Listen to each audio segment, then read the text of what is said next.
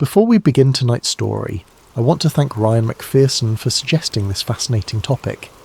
The Kecksburg incident has captivated researchers for decades, and tonight we explore it through the eyes of someone who was actually there.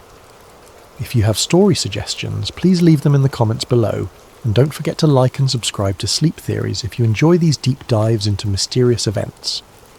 December the 9th, 1965. The date still sends a chill through my bones 40 years later. Most people remember where they were when Kennedy was shot, or when man first walked on the moon. Me? I remember exactly where I was standing when that fireball tore across the Pennsylvania sky and changed everything I thought I knew about the world we live in. My name is Tom Brennan, and I was a field technician for Bell Telephone Long Lines, stationed out of Greensburg, Pennsylvania.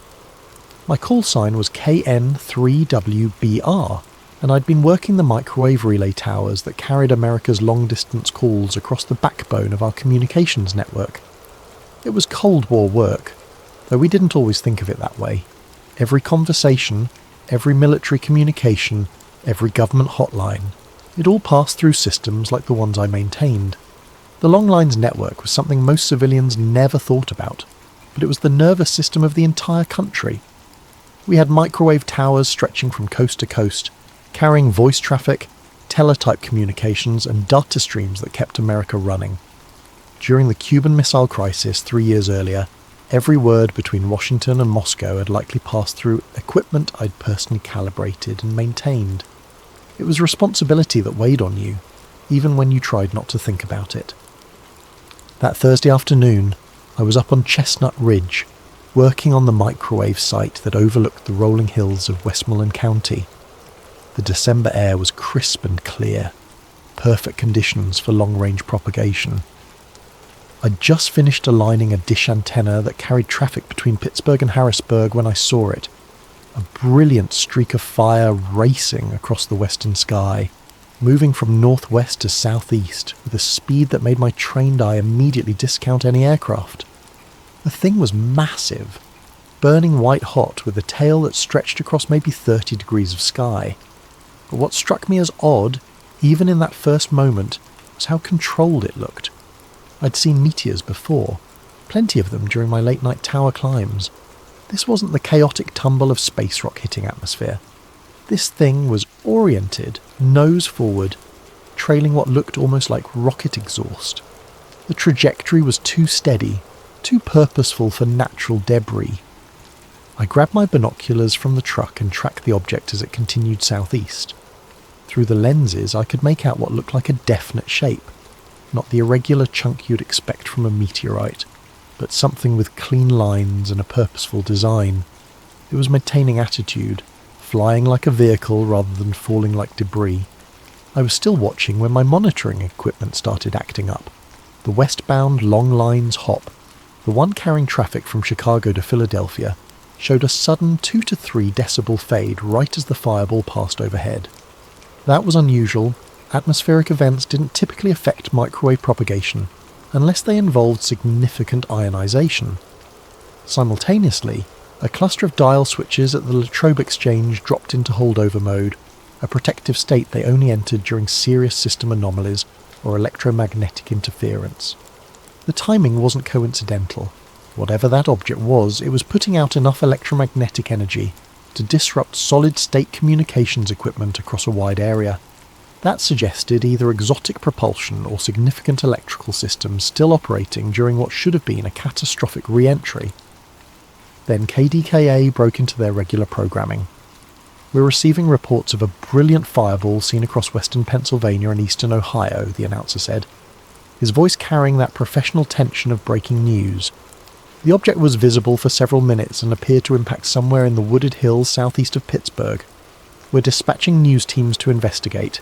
If you witnessed this event, please call our newsroom." I checked my watch. 4:47 p.m. Eastern Standard Time.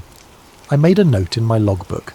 Standard procedure for any unusual events that might affect network operations.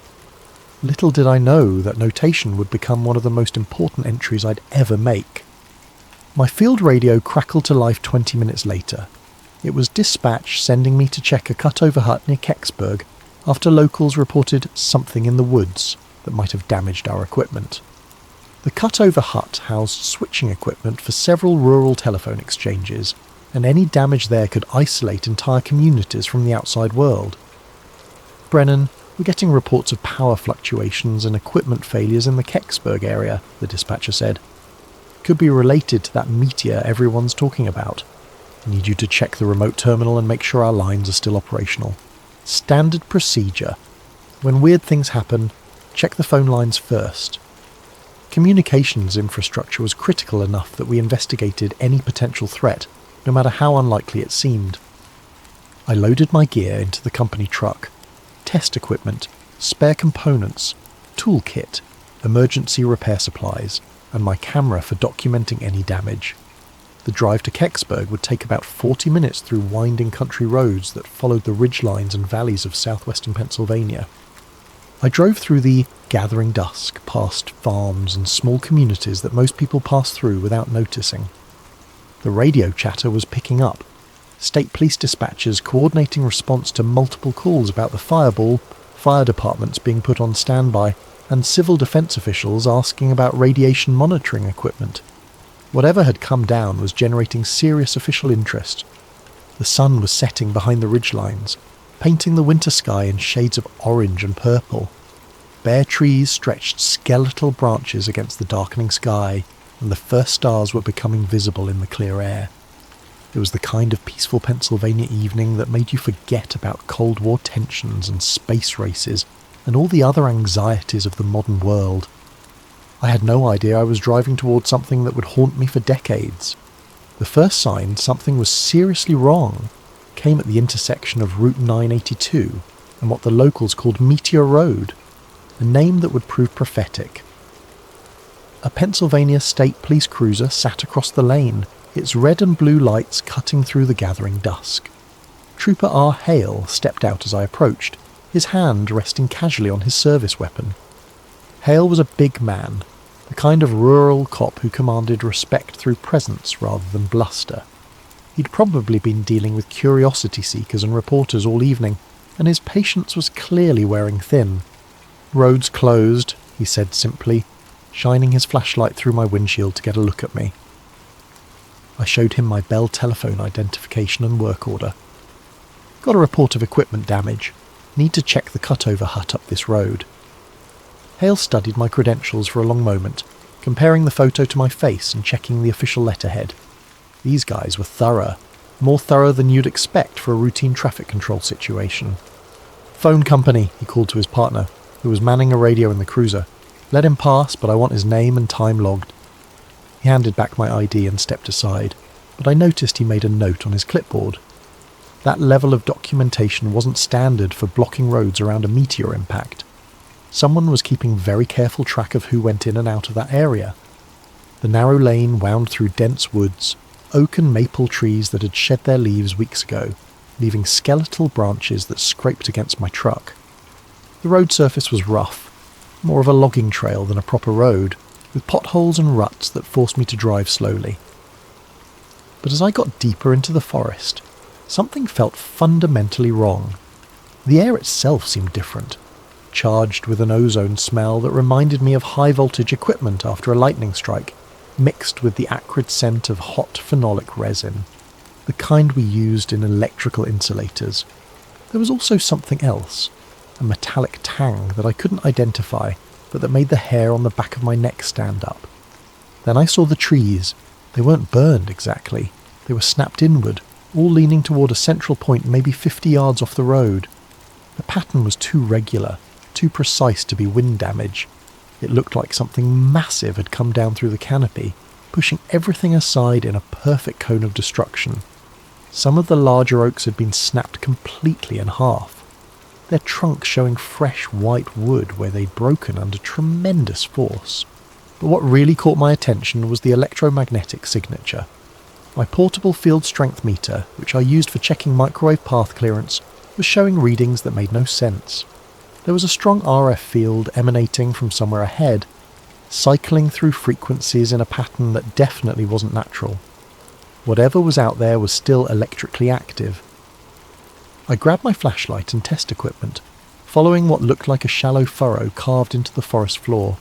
The groove was maybe 3 feet wide, scraped clean of leaves and topsoil, running in a straight line toward a small clearing ahead. The earth was compressed and fused in places, as if exposed to intense heat, but there was no evidence of fire damage to the surrounding vegetation. The furrow led me through about 100 yards of damaged forest, before opening into a natural clearing where the real mystery waited. Chief Dombrowski of the Kecksburg Volunteer Fire Department was there when I arrived, along with 3 of his men. They stood in a loose semicircle around something that made my engineer's mind struggle to categorize what I was seeing. It was an acorn. That was the only way to describe it. A bronze-coloured acorn, maybe 10 to 12 feet long, and perhaps 8 feet at its widest point, half buried in the soft earth. But this was no natural object. The surface was smooth, machined, with what looked like copper-bronze alloy that still radiated heat despite the December cold. The metalwork was beautiful in its precision, showing no seams or joints, as if the entire structure had been formed from a single piece of metal. Around its widest point ran a dark band, maybe 18 inches wide, covered with markings that definitely weren't letters. The band appeared to be made of a different material, something darker and more heat-resistant than the main body. It was slightly recessed, like it had been designed to accommodate the markings without disrupting the aerodynamic profile of the object. "You see this too, right?" Chief Dombrowski asked, his voice carrying the careful tone of a man questioning his own sanity. "I mean, this isn't some kind of hallucination from carbon monoxide or something?" Dombrowski was a practical man, a volunteer firefighter who'd spent 20 years responding to vehicle accidents, house fires, and natural disasters. He wasn't the type to imagine things or get excited about strange phenomena, but standing there in that clearing, with this impossible object half buried in Pennsylvania soil, even he seemed shaken. I knelt down beside the object, close enough to see the markings clearly and feel the warmth radiating from its surface. The heat wasn't intense, but it was definitely there, a gentle warmth that suggested significant thermal mass cooling down from much higher temperatures. The material felt almost ceramic to the touch, smooth and slightly warm like a coffee cup that had been sitting in the sun. The markings looked like stencils, precise, functional marks rather than any kind of writing or decoration. There were arrows pointing in different directions, tick marks that could have been measurement references, triangular symbols that might have indicated orientation or attitude, and geometric patterns that looked almost like engineering diagrams. One string of marks caught my attention. A left-pointing arrow, followed by a triangle, 2 vertical lines, a circle with what looked like O2 inside it, then a right-pointing arrow. "Chief," I said, pulling out my sketchbook to copy the markings, "this isn't from space. At least not the way people think." The symbols had a functional quality that reminded me of the stenciled markings on military equipment. Serial numbers, part designations, maintenance instructions, safety warnings. These weren't decorative or ceremonial markings. They were the kind of practical notations you'd find on any piece of complex aerospace equipment. As I sketched the markings, I noticed other details that reinforced my growing suspicion that this wasn't extraterrestrial. The object's surface showed what looked like ablation patterns, areas where material had been deliberately burned away during atmospheric entry. The nose cone had the characteristic blunting you'd expect from a heat shield designed to survive re-entry. There were also what appeared to be small ports or vents, sealed now but clearly designed for some kind of gas flow during operation. Dombrowski pulled out a small civil defence Geiger counter, standard equipment for fire departments in those days, when everyone was worried about nuclear accidents and fallout. The device chirped steadily, but not frantically, elevated background radiation, but nothing immediately dangerous. The readings were consistent with what you might expect from equipment that had been exposed to the radiation environment of space, or possibly from radioactive materials used in power systems or scientific instruments. "Hot," he radioed back to his dispatcher. "Pull the boys back to 50 yards. We're getting elevated readings on the CD meter." That's when we heard the trucks. The sound came from back down the lane, heavy vehicles moving slowly over the rough road surface. But these weren't more fire trucks or ambulances. The engine notes were different, deeper, with the distinctive rumble of military diesels under load. Someone with serious resources was responding to this incident, and they were responding fast. I counted at least 3 vehicles, maybe 4, moving in convoy formation. The lead vehicle was already visible through the trees, its headlights cutting through the darkness. But something was wrong with the light pattern. Instead of standard automotive headlights, these looked like military blackout lights, the kind designed to provide illumination without creating visible signatures that could be spotted from aircraft. "Chief," I said, still sketching frantically, "I think we're about to have company." Dombrowski nodded grimly. He'd been in the Pacific during World War II, and he recognised the sound of military vehicles when he heard it. "Boys," he called to his firefighters, "pack up your gear and get ready to move. This just became somebody else's problem." I finished my sketch and tucked the notebook into my jacket pocket. Whatever was coming up that road, I had the feeling that documenting this scene was about to become much more difficult. The object itself remained motionless in its shallow crater, still radiating heat and electromagnetic energy, still defying easy categorization. But as I looked at it one more time, trying to memorize details that my sketch might have missed, I noticed something that would stick with me for decades. Near the base of the object, partially hidden by displaced earth, was what looked like a small panel or access port. The metal around it was slightly discoloured, as if it had been subjected to intense heat, but the panel itself appeared intact. If this thing was alien technology, why would it have panels that looked exactly like the kind of access ports you'd find on any terrestrial spacecraft or aircraft? Why would it have stenciled markings that followed human conventions for technical documentation? Why would its heat shield patterns match what I'd seen in aerospace engineering journals? The more I looked at this object, the more convinced I became that it wasn't from another world, at least not in the way people imagined. It was from our world, but from a part of our world that most people weren't supposed to know existed. They came up the lane with no headlights, 3 vehicles I couldn't quite identify in the gathering darkness. Military, but not standard army green.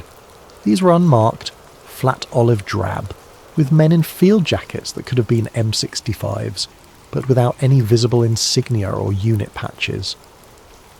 The vehicles themselves looked like modified civilian trucks, heavy-duty chassis with military running gear, designed to look unremarkable while carrying specialised equipment. The man who stepped out of the lead vehicle introduced himself simply as Captain Morris. No first name, no unit designation, just Captain. He was maybe 45 years old, with the kind of weathered face that came from spending time outdoors in all kinds of weather. His uniform was military in cut, but deliberately anonymous. No branch insignia, no unit patches, no ribbons or badges that might identify where he came from or who he worked for. Morris moved with the easy authority of someone accustomed to being obeyed without question. He surveyed the scene quickly, taking in the damaged trees, the firefighters' equipment, and the object itself with the practiced eye of someone who'd done this before. This wasn't his first unusual recovery operation. "Gentlemen," he said, his voice carrying the flat authority of command, "this area is now under federal jurisdiction. I'll need everyone to step back while my team secures the site." It wasn't a request. More men emerged from the other vehicles, maybe a dozen in total. They moved with military precision, but without the obvious markers you'd expect from regular armed forces. No name tags, no rank insignia, no unit identifiers. Their equipment was high quality but nondescript, military-style gear that could have come from any number of government agencies or private contractors. Trooper Hale appeared from the tree line, his clipboard ready and his radio crackling with traffic from the state police dispatcher. "Need names and contact information from everyone who's been inside the perimeter," he announced, suddenly much more official than he'd been earlier. He photographed my Bell telephone badge with a portable mimeograph unit, sophisticated equipment for a rural police response, the kind of gear that suggested this operation had been planned well in advance. I watched Morris's team work while Hale processed my identification. They moved like a well-rehearsed crew, each man knowing exactly what his job was and how it fit into the larger operation. They threw a canvas shroud over the object, but not before I caught one of them photographing it from multiple angles with professional camera equipment. Then they fitted it with a split cradle that looked purpose-built for the job. curved metal supports that matched the object's contours exactly, as if they'd been manufactured specifically for this type of recovery. The cradle itself was a piece of engineering that impressed me. It was designed to distribute the object's weight evenly, while protecting it from damage during transport. The materials looked like aircraft-grade aluminum, precision machined and fitted with shock-absorbing mounts. This wasn't improvised equipment thrown together for an emergency response. This was specialised hardware that had been designed, manufactured and stockpiled for exactly this type of situation. They used a portable winch system to load the cradled object onto a lowboy trailer that had appeared as if by magic. The trailer was unmarked but military in design, with heavy-duty suspension and tie-down points that could handle significant loads.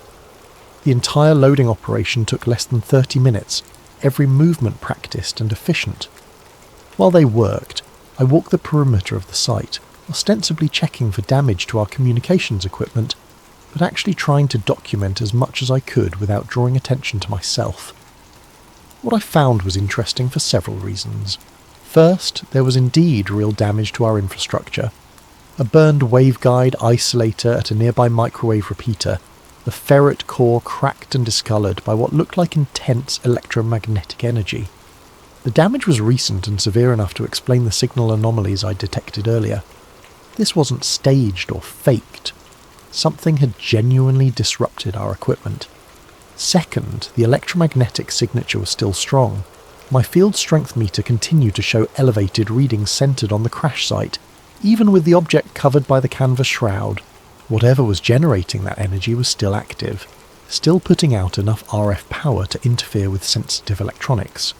Third, and most intriguingly, I found evidence of previous activity in the area. Tyre tracks in the soft earth that didn't match any of the emergency vehicles currently on scene. The tracks were from heavy trucks, probably military, and they were at least several hours old. Someone had been here before the official response began, someone who'd known exactly where to look and what they'd find. I pocketed the damaged ferret isolator without thinking much about it at the time. Standard procedure for a field technician was to collect failed components for analysis and replacement. But that particular piece of hardware would turn out to be one of the most important pieces of evidence I'd ever handle. By 2300 hours, the convoy was gone. The object, whatever it had been, disappeared under heavy tarps and chains, headed southeast toward what Morris had mentioned in passing was a secure facility for proper analysis. I later learned that the route they took led directly toward Lockbourne Air Force Base in Ohio, which specialised in handling sensitive materials and classified research programs. The cleanup was thorough and professional. Morris's team raked the impact site, collected soil samples that glowed faintly under their ultraviolet inspection lights, and even gathered fragments of damaged bark from the affected trees. They worked systematically, methodically, leaving nothing to chance. By morning, the only evidence of what had happened would be the broken trees themselves, and even those could be explained as storm damage to anyone who didn't know what to look for. But what struck me most about the entire operation was how routine it felt for Morris and his team. They weren't improvising or figuring things out as they went. They had procedures, equipment, and protocols specifically designed for this type of recovery. They'd done this before, probably multiple times, and they expected to do it again. As the last truck disappeared down the lane, I stood in the empty clearing with Chief Dombrowski and tried to process what we'd just witnessed. The forest was quiet now, except for the normal sounds of a December night. Wind through bare branches, the distant hum of traffic on Route 982, the occasional call of a night bird. "Tom," Dombrowski said quietly, "what do you think that really was?" I looked at my sketch one more time before putting it away. "Chief, I think it was ours. I think it was something we built, something that was supposed to come down somewhere else, and now somebody's got a lot of explaining to do to people with security clearances higher than ours." He nodded slowly. "That's what I was thinking too. But if it was ours, why all the secrecy? Why not just say it was a satellite or a test vehicle?" "Because," I said, "sometimes the truth is more dangerous than the mystery. Sometimes people would rather have you wondering about little green men than asking questions about what kind of technology we're actually capable of building. We packed up our equipment and headed back to the road, leaving behind only tyre tracks and trampled vegetation. But we both knew we'd witnessed something significant, something that would stay with us long after the official explanation started appearing in the newspapers. The drive back to town was quiet, each of us lost in our own thoughts. But as I reached the main road and saw the normal traffic of a Thursday evening, commuters heading home from late shifts, teenagers cruising the strip, families returning from dinner out, I realised how quickly the extraordinary could become routine again. In a few hours this would all feel like a dream, something that might have happened to someone else. But I had my sketch, and I had the damaged isolator, and I had a growing certainty that what I'd seen in those woods was just the tip of a much larger iceberg that most Americans would never be allowed to see. The official story appeared in the papers the next day, just as I'd expected it would. A meteor had been observed across several states, probably fragments from the annual Geminid shower arriving early. Ground searches in the Kecksburg area had found nothing of significance. Some scorched earth and broken trees, but no meteorite fragments or other debris. Case closed, move along, nothing to see here. The Pittsburgh Post-Gazette ran a small item on page 3. Meteor search yields no evidence. The article quoted state police officials confirming that extensive ground searches had failed to locate any meteorite fragments, despite numerous eyewitness reports of an object impacting in the Kecksburg area. What people saw was probably a very bright meteor that burned up completely before reaching the ground, explained a spokesman for the Allegheny Observatory. KDKA ran both versions, the official meteor explanation and eyewitness accounts of something being recovered from the woods.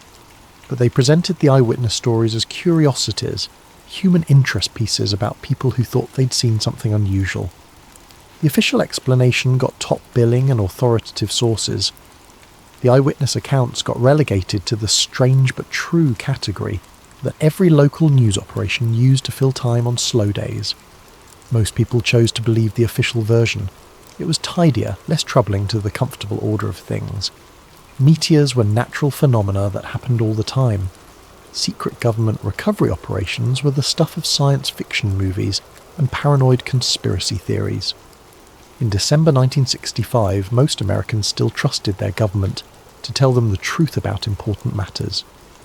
I went back to my regular duties, maintaining the microwave relays that carried America's conversations across the continent. The damaged isolator was replaced with a standard unit from our repair stock, and within a week the entire communications path was back to normal operation. The incident was noted in my maintenance log as equipment failure due to electromagnetic interference from natural phenomena, which was technically accurate even if it didn't tell the whole story. But I couldn't shake what I'd seen. The image of that bronze acorn half buried in Pennsylvania soil kept returning to me during quiet moments. The precise markings on its dark band, the professional efficiency of the recovery operation, the obvious familiarity that Morris's team had shown with the entire procedure. All of it suggested something much more complex than a simple meteor impact. I labelled a shoebox Kecksburg and filed away a Polaroid of the damaged isolator, my hand-drawn sketch of the band markings, and the time slips from that evening. I wasn't sure why I was saving them, but some instinct told me they might be important someday. Then I tried to get on with life. The 1970s brought significant changes to the communications industry. The longlines network was gradually being converted from analog microwave to digital systems. Satellite links were becoming more common, and the entire structure of American telecommunications was evolving rapidly. I found myself working on increasingly sophisticated equipment, systems that would have been pure science fiction just a few years earlier. But the changes also brought new neighbours and new social connections. Westinghouse had a significant presence in the Pittsburgh area, including their astronuclear laboratory, WANL, which had been working on nuclear rocket programs and heat shield technology for NASA. The NERVA project, which was developing nuclear thermal rockets for deep space missions, had generated a lot of advanced research into materials that could survive extreme temperatures and radiation environments. Over backyard barbecues and community events, I started picking up fragments of conversation from Westinghouse engineers who worked on these programs, They talked about ablative heat shields designed to protect spacecraft during atmospheric re-entry, about beryllium copper alloys that could withstand tremendous heat loads, about phenolic resin composites that charred away in controlled patterns to carry away thermal energy.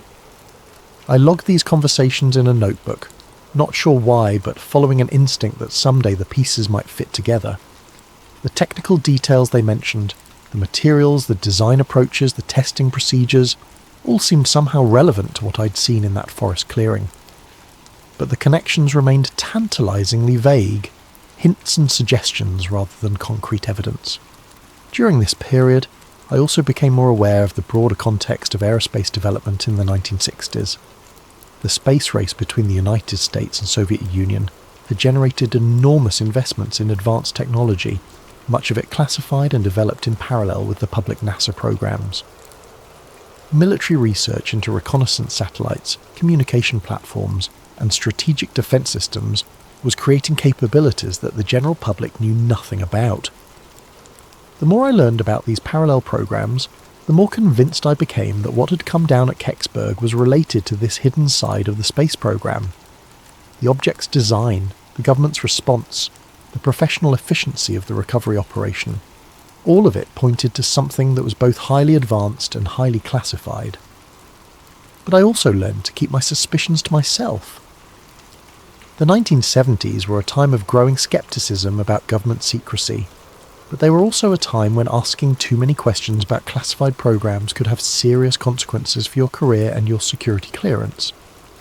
I was a communications technician with access to sensitive systems and facilities. Drawing attention to myself by pursuing conspiracy theories would not have been a wise career move, so I kept my documentation, maintained my notes, and waited for more information to surface.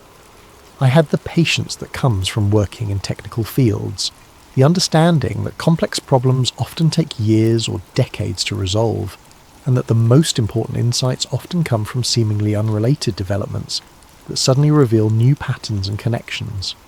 I also developed relationships with other technical personnel who might have relevant information. Ham radio operators, aerospace engineers, military contractors, research scientists, the informal network of people who worked on advanced technology projects, and might have insights into what the government was actually capable of building. These conversations were always careful, always indirect. Nobody wanted to violate security regulations or compromise classified programs. But over time, I began to piece together a picture of just how advanced American aerospace capabilities had become by the mid-1960s, and how much of that advancement was hidden from public view. The hints came in fragments, stories about test flights that never appeared in public records, about facilities that didn't officially exist, about research programs that had been terminated without explanation. Individual pieces meant nothing, but together they suggested a shadow aerospace industry that was decades ahead of what most people imagined was possible. By the late 1970s, I had assembled enough circumstantial evidence to be fairly confident in my basic theory. What had come down at Kecksburg was an American test vehicle or satellite that had malfunctioned and come down in the wrong place. The recovery operation had been professional because it was routine. This was the kind of contingency that classified programs planned for and prepared to handle. But I still didn't have proof, and I wasn't sure I wanted it. The more I learned about the security apparatus surrounding advanced aerospace programs, the more I understood that pursuing this investigation too aggressively could have serious personal consequences. I was a technician with security clearance and access to sensitive facilities. Drawing the wrong kind of attention could end my career and potentially result in criminal charges, so I continued to collect information passively, filing away documents and conversations that might be relevant, but avoiding any active investigation that might trigger security concerns. I told myself I was being cautious and responsible. Looking back, I think I was probably being scared. The 1980s brought new developments that added context to my growing understanding of the incident. The Strategic Defence Initiative generated enormous investments in advanced materials and propulsion systems. Reports began surfacing about stealth technology that had been under development for decades. The Space Shuttle program revealed capabilities that had been theoretical just a few years earlier. All of these developments reinforce my belief that American aerospace technology in the 1960s had been far more advanced than most people realized.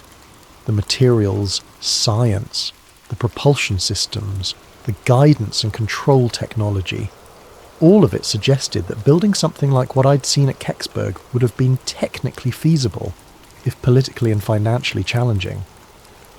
But the 1980s also brought the first serious challenges to the official story about Kexsburg.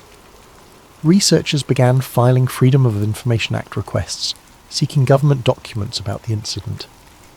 Journalists started investigating the eyewitness accounts more seriously. Former military personnel began speaking publicly about their involvement in unusual recovery operations. None of these developments produced definitive proof of what had really happened, but they did establish that the official explanation was incomplete at best. Too many credible witnesses had seen too many things that didn't fit the meteor story. Too many government agencies had responded too quickly and too professionally for this to have been a routine natural phenomenon. I followed these developments with great interest, but I remained reluctant to contribute my own evidence to the growing body of research. I was still working in the communications industry, still maintaining security clearances, still vulnerable to retaliation if I violated secrecy agreements I'd never actually signed, but that everyone understood were implicit in the job. But I also began to realise that my documentation might be uniquely valuable. My technical background gave me insights that most UFO researchers lacked. My presence at the scene as an official responder, rather than a curious bystander, gave my testimony a credibility that most eyewitness accounts couldn't match. And my collection of physical evidence, the damaged isolator, the technical sketches, the contemporary documentation, provided objective support for claims that might otherwise be dismissed as fantasy or misremembering. As the 1980s turned into the 1990s, I found myself increasingly torn between the desire to contribute to historical understanding and the need to protect my career and personal security. It was a tension that would ultimately define the rest of my relationship with the Kecksburg incident. Retirement gave me time to think, and the internet gave me tools I'd never had before. Suddenly I could research topics that would have required trips to libraries and archives, communicate with researchers and witnesses scattered across the country, and access government documents that had been declassified or leaked over the decades since the incident. The first major breakthrough came in 2001, when Mike Romano, an aging firefighter who'd been at Kecksburg that night, went public with his story in a way that couldn't be ignored or dismissed. Romano had been a young volunteer with the Kecksburg 5FD in 1965, and he'd gotten closer to the object than most of the other witnesses. His account was detailed, specific, and consistent with what I remembered from my own observations. Romano described seeing an acorn-shaped object about the size of a small car, with a bronze or copper-coloured surface that was still warm to the touch. Around its widest point was a band of darker material covered with writing like Egyptian hieroglyphs, markings that were clearly artificial, but unlike any human writing system he'd ever seen. The object had been loaded onto an army flatbed truck and transported away, with rumours that it eventually went to Wright-Patterson Air Force Base and then to Lockbourne. What made Romano's account particularly credible was his technical background and his obvious reluctance to go public. He was a career firefighter and emergency responder, trained to observe accurately under stressful conditions and not given to fantasy or exaggeration. He'd waited 35 years to tell his story, and he was clearly uncomfortable with the attention it generated. These weren't the characteristics of someone seeking publicity or trying to perpetuate a hoax. Romano's description of the markings on the dark band matched my own sketches closely enough to be convincing. He remembered arrows, triangular shapes, and geometric patterns that looked more like technical diagrams than decorative art. He also remembered the professional efficiency of the recovery operation and the obvious familiarity that the military personnel had shown with the procedures. That same year, NASA found itself in a Freedom of Information Act dust-up over Kecksburg documents that would prove to be a watershed moment in the case. Researchers had been filing FOIA requests with various government agencies for years, usually receiving responses that claimed no relevant documents existed or that any relevant documents were classified and couldn't be released. But NASA's initial response to a 2001 FOIA request was different and contradictory. They claimed to have no records related to the Kecksburg incident, but researchers had already found references to the incident in archived NASA memos and technical reports. The contradiction was obvious enough to attract media attention and generate pressure for a more thorough document search. The controversy made national news, with major newspapers and television networks running stories about the government's contradictory claims regarding Kecksburg. For the first time since 1965, the incident was receiving serious attention from mainstream media outlets, rather than just UFO researchers and conspiracy theorists. I followed these developments closely, comparing the new information with my own documentation and memories.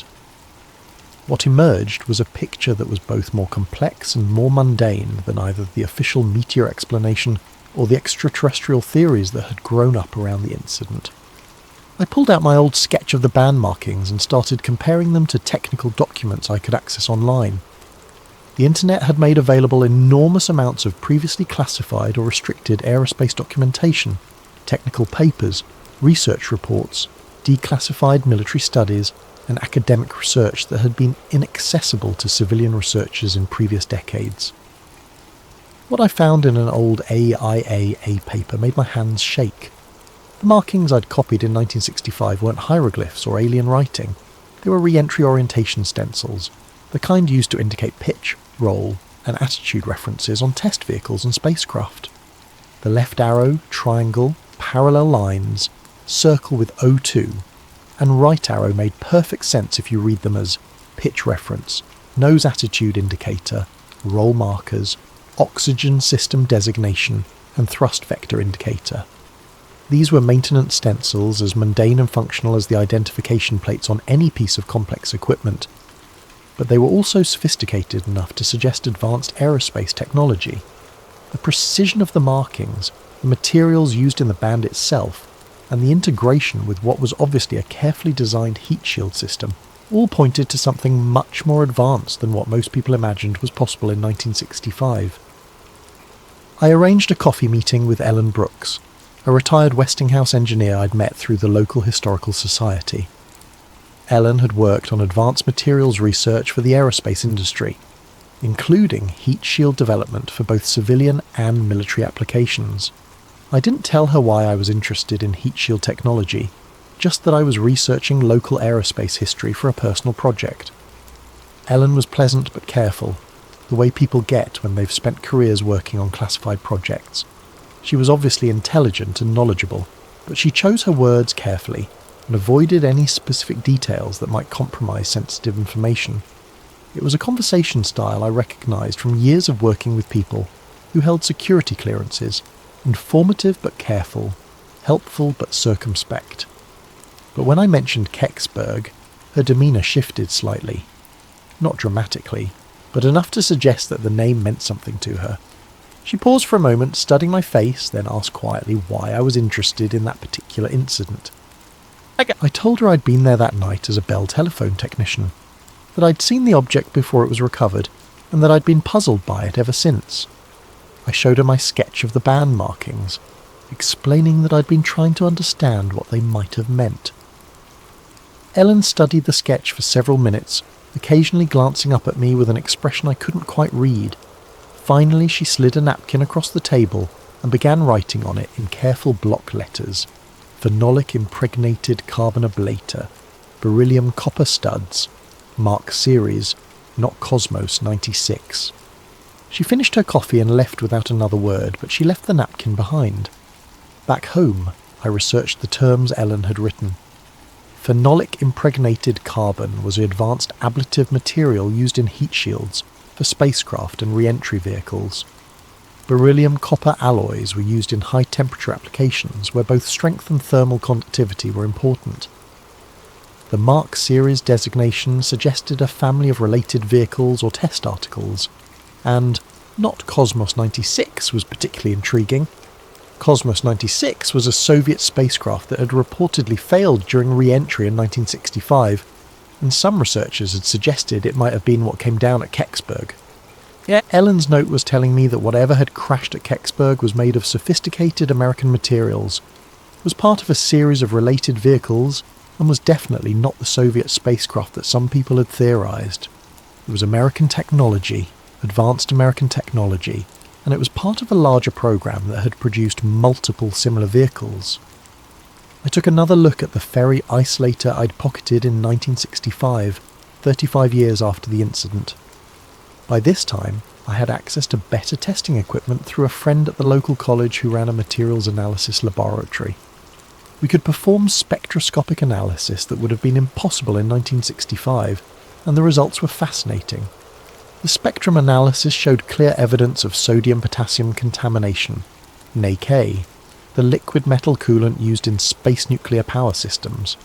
There was also an odd bismuth trace that could have come from neutron-shielding materials used in nuclear reactors or radioisotope thermoelectric generators.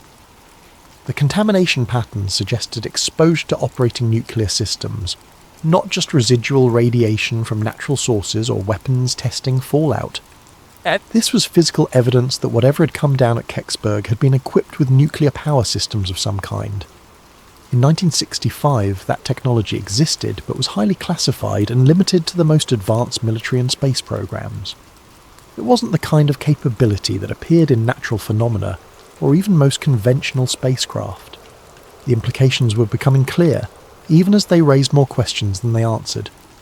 What had crashed at Kecksburg was an American nuclear-powered spacecraft or re-entry vehicle, sophisticated enough to require advanced heat shield materials and precise enough to need detailed orientation markings for maintenance and handling. It was part of a series of similar vehicles, suggesting an ongoing program rather than a one-off experiment, but it was also something that the government considered sensitive enough to require immediate recovery and continued secrecy decades after the fact. That level of protection suggested technology that was either still classified or related to programs that remained sensitive for political or strategic reasons. By 2003, I had assembled what I believed was a coherent picture of what had happened at Kecksburg. It wasn't extraterrestrial. It wasn't a simple meteor. It was a classified American re-entry vehicle or nuclear-powered satellite that had malfunctioned and come down intact in the wrong place, revealing technology the government preferred to keep secret. The evidence was circumstantial but compelling.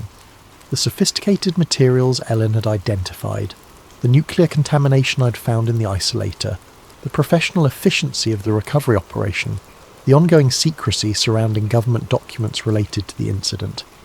Individual pieces might be explained away, but together they painted a clear picture of advanced American aerospace technology operating under deep classification.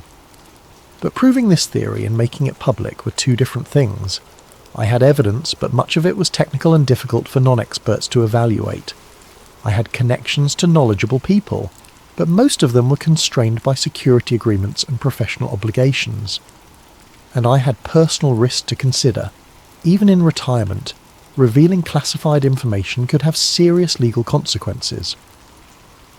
I began to draft a comprehensive report documenting my theory and the evidence supporting it.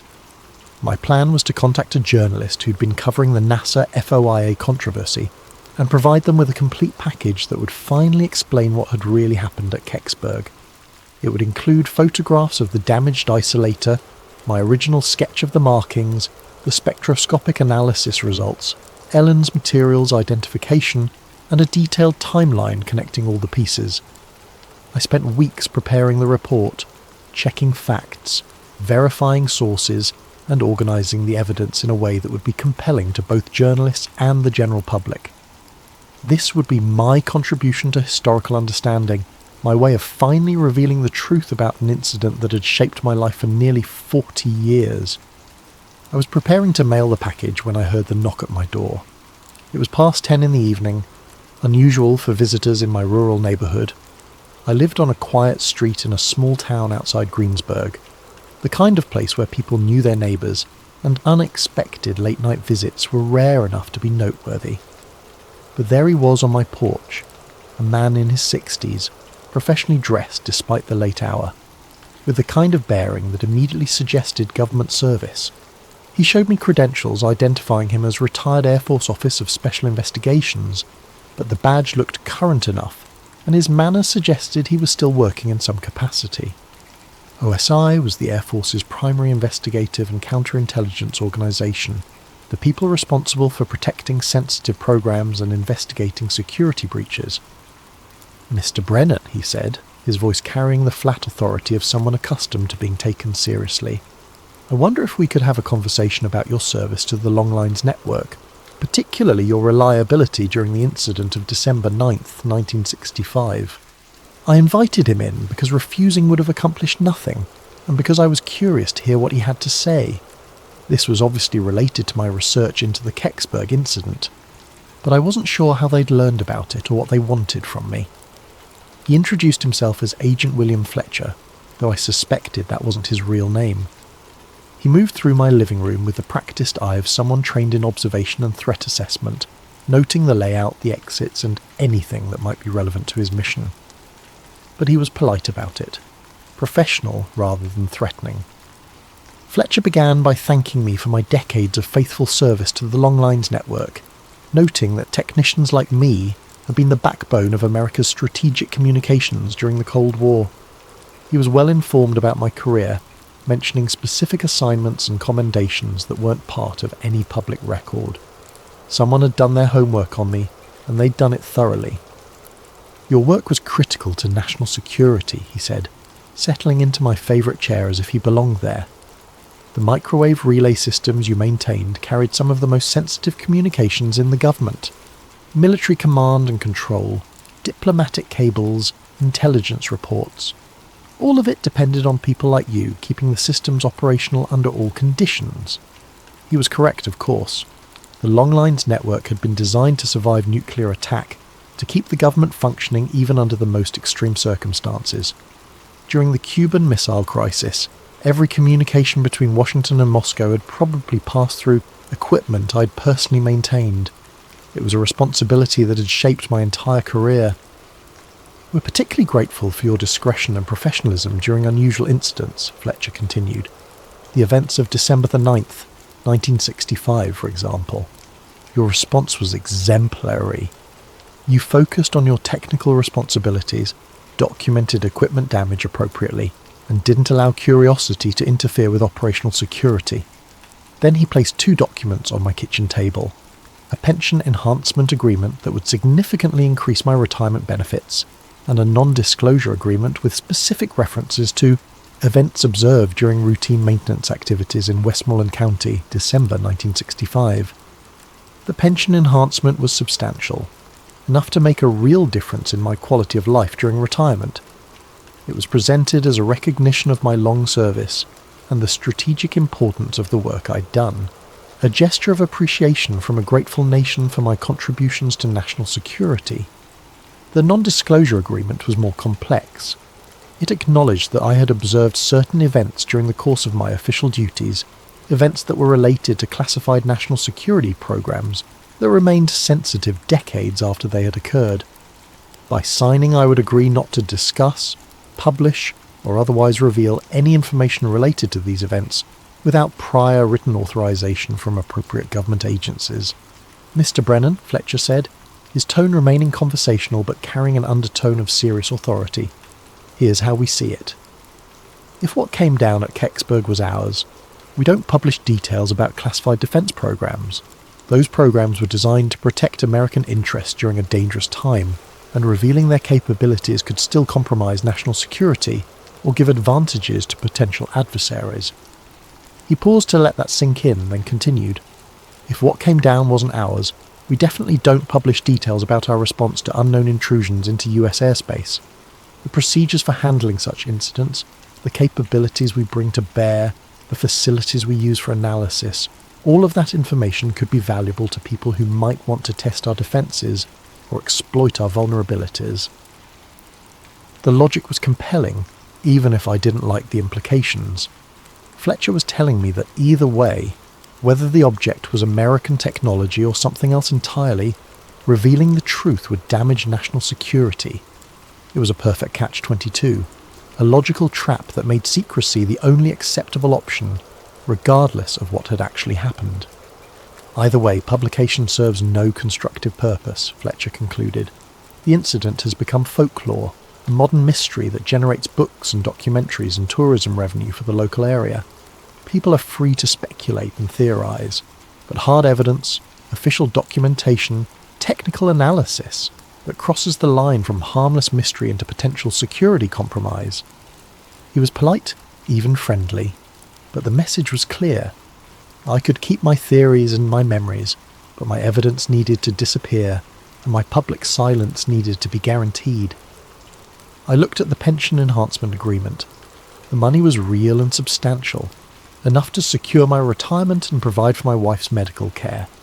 I looked at the non-disclosure agreement. The legal language was precise and comprehensive, covering not just what I might say, but what documents I might share, what evidence I might reveal, what connections I might help other researchers make. What about the truth, I asked. What about history? Don't people have a right to know what their government is capable of? Fletcher smiled, but it wasn't a warm expression. Mr. Brennan, the truth is that in December 1965, the United States government was conducting advanced aerospace research designed to protect this country from existential threats. Some of that research involved technologies and capabilities that were decades ahead of anything our adversaries possessed. Some of it involved risks and experiments that the general public wouldn't have understood or supported. He leaned forward slightly. The truth is that one of those experimental vehicles malfunctioned and came down in the wrong place. The recovery operation worked exactly as planned.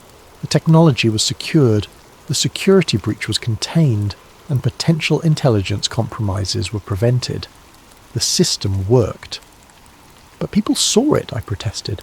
Witnesses, firefighters, police officers, you can't make all of them sign agreements.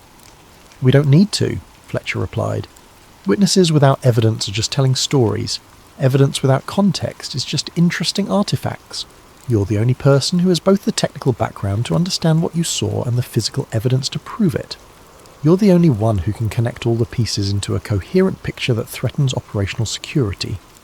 He was right, and we both knew it. My technical training, my presence at the scene, my collection of evidence, and my decades of investigation had given me a unique understanding of what had happened. Without my testimony and evidence, the Kecksburg incident would remain what it had always been. A fascinating mystery with no definitive resolution. I thought about Ellen Brooks, who had spent her career working on classified aerospace programs and had shared just enough information to point me toward the truth while protecting herself from security violations. I thought about Mike Romano, whose honest testimony about what he'd seen had contributed to historical understanding while carefully avoiding any claims about what the object actually was. I thought about the bigger picture, the Cold War context that had made such programs necessary, the technological achievements that had remained hidden for decades, the ongoing security considerations that might still make secrecy advisable, and I thought about my wife, whose medical bills were mounting, and my own financial security and retirement. I signed the papers. The ferret isolator sits in my desk drawer now, next to Ellen Brooks's napkin, and my original sketch of the band markings. The shoebox labelled Kexsburg went to my lawyer with instructions that it remain sealed for 25 years after my death, long enough for any remaining security concerns to become irrelevant, but soon enough that the historical record might eventually be corrected. The pension enhancement made the last years of my wife's life comfortable and gave me the financial security to enjoy retirement without constant worry about money. Fletcher had been as good as his word. The benefits were real and substantial, a genuine expression of government gratitude for my service and my silence. Sometimes I drive out to Chestnut Ridge and look west toward Kecksburg. The microwave tower still blinks its steady red warning light, still carries conversations across the continent, though most of the traffic is digital now rather than analogue. KDKA still broadcasts from Pittsburgh, though the voices have changed and the format has shifted with the times. The Kecksburg incident has become exactly what Fletcher predicted. A modern folklore, a tourist attraction, a source of books and documentaries and speculation. Every few years someone publishes a new theory, or claims to have found new evidence. NASA occasionally releases previously classified documents that add fragments to the puzzle without resolving the central mystery. What I know now, what I couldn't understand then, is that some truths are more complicated than simple revelation can handle. The object that came down in those woods was real, but it was also part of a larger story about American technological capabilities during the Cold War, about the costs and benefits of secrecy in a democratic society, about the tension between public curiosity and national security. The acorn-shaped vehicle was almost certainly an American experimental re-entry vehicle, probably nuclear-powered, possibly part of a reconnaissance or early warning satellite program that was decades ahead of publicly acknowledged capabilities. The markings on its band were maintenance stencils, the materials were advanced heat shield composites, and the recovery operation was professional because it was routine, the kind of contingency that classified programs plan for and prepare to handle. But proving that wouldn't have served any constructive purpose. It would have revealed capabilities that might still be sensitive, compromised technologies that might still be classified, and exposed programs that might still be operational under different names and configurations. The real cover-up at Kecksburg wasn't about hiding proof of extraterrestrial visitation. It was about maintaining operational security around classified defense programs during the height of the Cold War. The object that came down was exotic enough to be worth protecting, but terrestrial enough that protection was both possible and necessary. Fletcher was right about something else too. The mystery serves a purpose that the facts might only diminish. Kecksburg has become a place where people can project their hopes and fears about technology, government secrecy, and humanity's place in the universe. It's a space where the impossible feels possible, where the boundaries between known and unknown remain negotiable. Maybe that's more valuable than the truth. Maybe some mysteries are worth preserving. But on clear nights, when I'm up late and can't sleep, I sometimes take out the ferret isolator and hold it up to the light. The crack patterns in the ferret core tell a story about electromagnetic forces and thermal stress, about technology pushed beyond its design limits in service of purposes I can only guess at. The truth is in there, waiting in that damaged component like a message in a bottle. Someday, when the security considerations have faded and the political concerns have become irrelevant, maybe someone will decode that message and understand what really fell from the sky on December 9th, 1965. Until then, the mystery endures, and maybe that's exactly how it should be. The Kexsburg incident taught me that truth isn't always about revelation. Sometimes it's about understanding the difference between what we can know and what we should say, between what happened and what it means, between facts and their consequences. I kept my word to Fletcher, but I also kept my evidence. The story will survive, even if it has to wait for a better time to be told, and in the meantime, people are free to wonder, to speculate, to imagine possibilities that might be more interesting than the mundane reality of classified aerospace programs and bureaucratic cover-ups.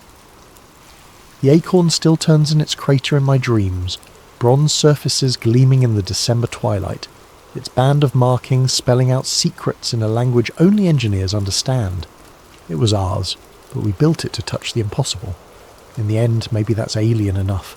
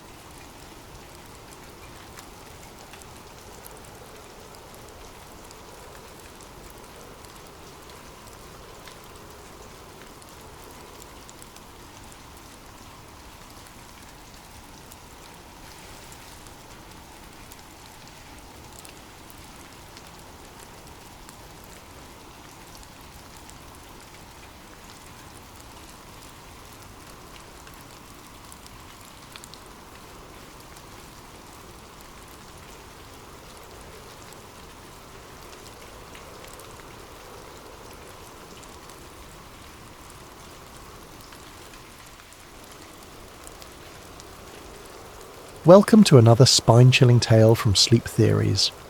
Before we dive into tonight's story about streets that vanish and realities that shift, I want to give a special thanks to Meditate, Create and Valensrocks for suggesting this incredible concept.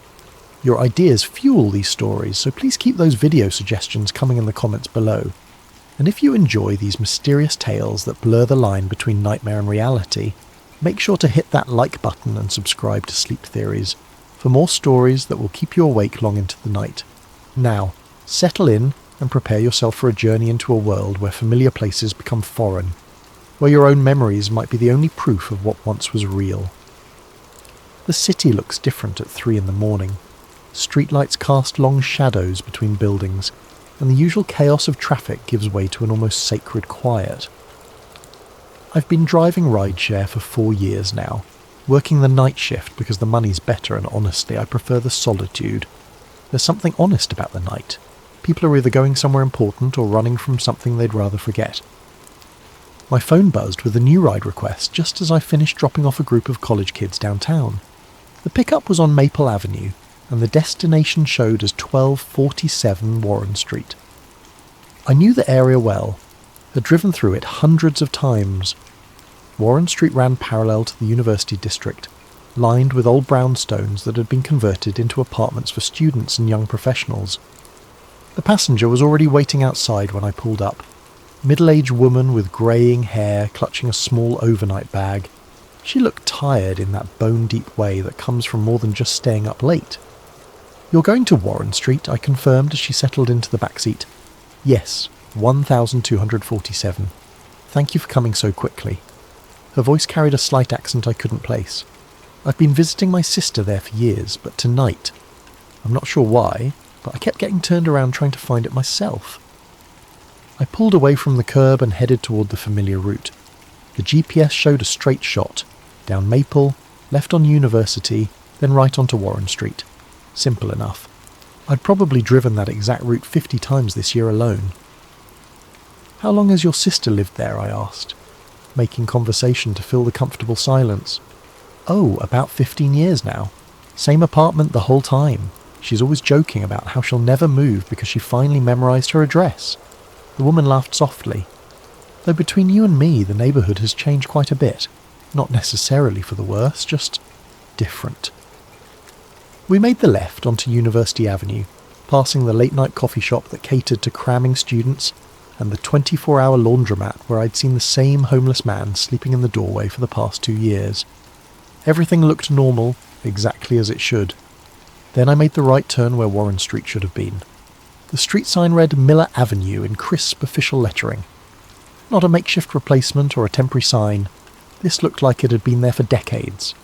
The metal showed the right amount of weathering, the same faded green paint as all the other street signs in the district. I slowed the car, checking my GPS. The blue line still showed us travelling on Warren Street, but the street sign clearly said Miller Avenue. I glanced in my rearview mirror at my passenger, who was looking out the window with a puzzled expression. "This is strange," she murmured. "This doesn't look quite right." I pulled over and studied the buildings. They were similar to what I remembered. The same general style of architecture, the same height and spacing. But the details were wrong. The corner building had been painted a warm terracotta colour in my memory. Now it was a muted sage green. The small community garden that used to occupy the lot between 2 apartment buildings had been replaced by a pocket park with different trees, different layout, different everything. "The address should be right down there," I said, pointing toward where the 1200 block should have been. But even the building numbers seemed off somehow. My passenger was quiet for a long moment, staring out at the street. "This is Miller Avenue," she said finally. "But I could have sworn. I've been coming here for 15 years. I know this was Warren Street last week." We drove slowly down the block looking for 1247. We found it, a narrow brownstone wedged between 2 larger buildings with the right number painted on the door. But something felt fundamentally wrong about the whole scene. Like looking at a photograph where someone had digitally altered small details. "This is it," my passenger said as we pulled up to the address. But she didn't sound certain. She sat in the car for several more seconds studying the building. The door used to be blue.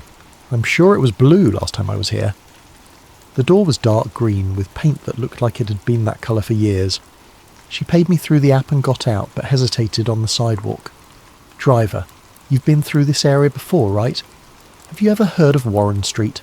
I nodded slowly. I thought I had. I could have sworn this was Warren Street. So did I. She walked toward the building, then turned back one more time. Maybe we're both just tired. Maybe I've been calling it the wrong name all these years. But as I drove away, checking my mirrors to make sure I was heading in the right direction, I knew she was wrong. I had definitely driven down Warren Street before, many times, and it had definitely been Warren Street, not Miller Avenue. I made a mental note to check my paper map when I got home. I kept an old road atlas in my glove compartment, one of those habits left over from before GPS became reliable. But first, I had 3 more rides to finish before my shift ended. The rest of the night passed normally, but I couldn't shake the feeling that something fundamental had shifted. It was like when you rearrange furniture in a room you've lived in for years. Everything is technically correct, but your body keeps expecting things to be in the wrong places. By the time I got home at dawn, I'd almost convinced myself it was just fatigue. Night shift work can play tricks on your mind, especially after working 6 straight days. Maybe I had been misremembering the street name. Maybe my passenger had too. Stranger coincidences had happened. But as I sat in my driveway watching the sunrise paint the sky in shades of orange and pink, one thought kept nagging at me. If it had always been Miller Avenue, why did my GPS still think we had been travelling on Warren Street? I slept until 3 in the afternoon, which was normal for my schedule, but the dreams were anything but normal. All night long, I kept dreaming about driving down familiar streets that led to places I'd never seen before.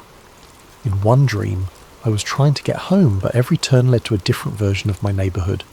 Same houses, different colours, different numbers, different trees. When I finally dragged myself out of bed and made coffee, the first thing I did was dig through my glove compartment for my paper road atlas. It was a 2019 edition, still relatively new, with detailed street maps of the entire metropolitan area. I flipped to page 47, the section that covered the University District. My finger traced down University Avenue to the intersection where I had made the right turn the night before. Warren Street, clear as day, printed in the same font as every other street name on the map. Not Miller Avenue, Warren Street, exactly where I remembered it being. I stared at the map for several minutes, then checked the GPS on my phone. When I searched for Warren Street in that area, it came up with no results. When I searched for Miller Avenue, it showed exactly the route I had driven the night before. Something cold settled in my stomach. I grabbed my laptop and started searching online for any information about street name changes in the University District. The city's official records showed that Miller Avenue had been established in 1987 and had never been renamed. There was no mention of Warren Street anywhere in the municipal database. On impulse, I created a post on the city's community forum. Does anyone remember Warren Street in the University District? It used to run parallel to the campus, between University Avenue and Oak Street. Now it's called Miller Avenue, and I can't find any record of when the name was changed. I included a photo of my paper map showing Warren Street clearly labelled. The first few responses came within an hour. Yeah, I remember Warren Street. I used to live there in 2018. When did they change it? Warren Street? My ex-boyfriend lived on that street. I always thought it was a weird coincidence because his last name was Warren. I delivered pizza in that area for 3 years. Definitely remember Warren Street. Strange that there's no record of the name change. But then other responses started coming in. Are you guys serious? That's been Miller Avenue for as long as I can remember, and I've lived here for 30 years. This is obviously fake. Why would you create a fake street name and Photoshop it onto a map?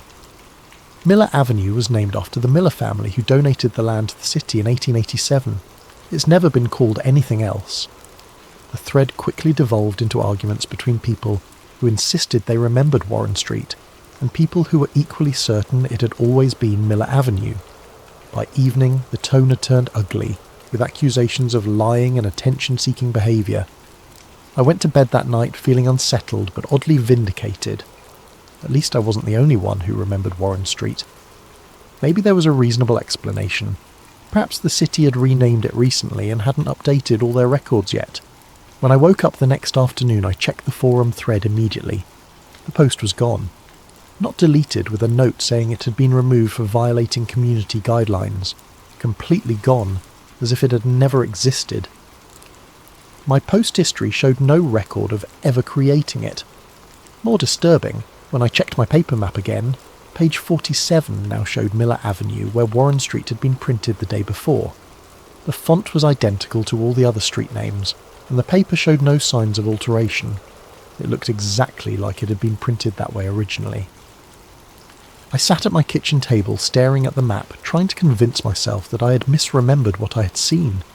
But I distinctly recalled running my finger along the printed words Warren Street, less than 24 hours earlier. I grabbed my phone and tried searching online for any cached versions of my forum post, any screenshots, any evidence that it had ever existed. I found nothing. That night, instead of starting my usual rideshare shift, I drove back to Miller Avenue. I parked across the street from where I had dropped off my passenger and studied the buildings more carefully.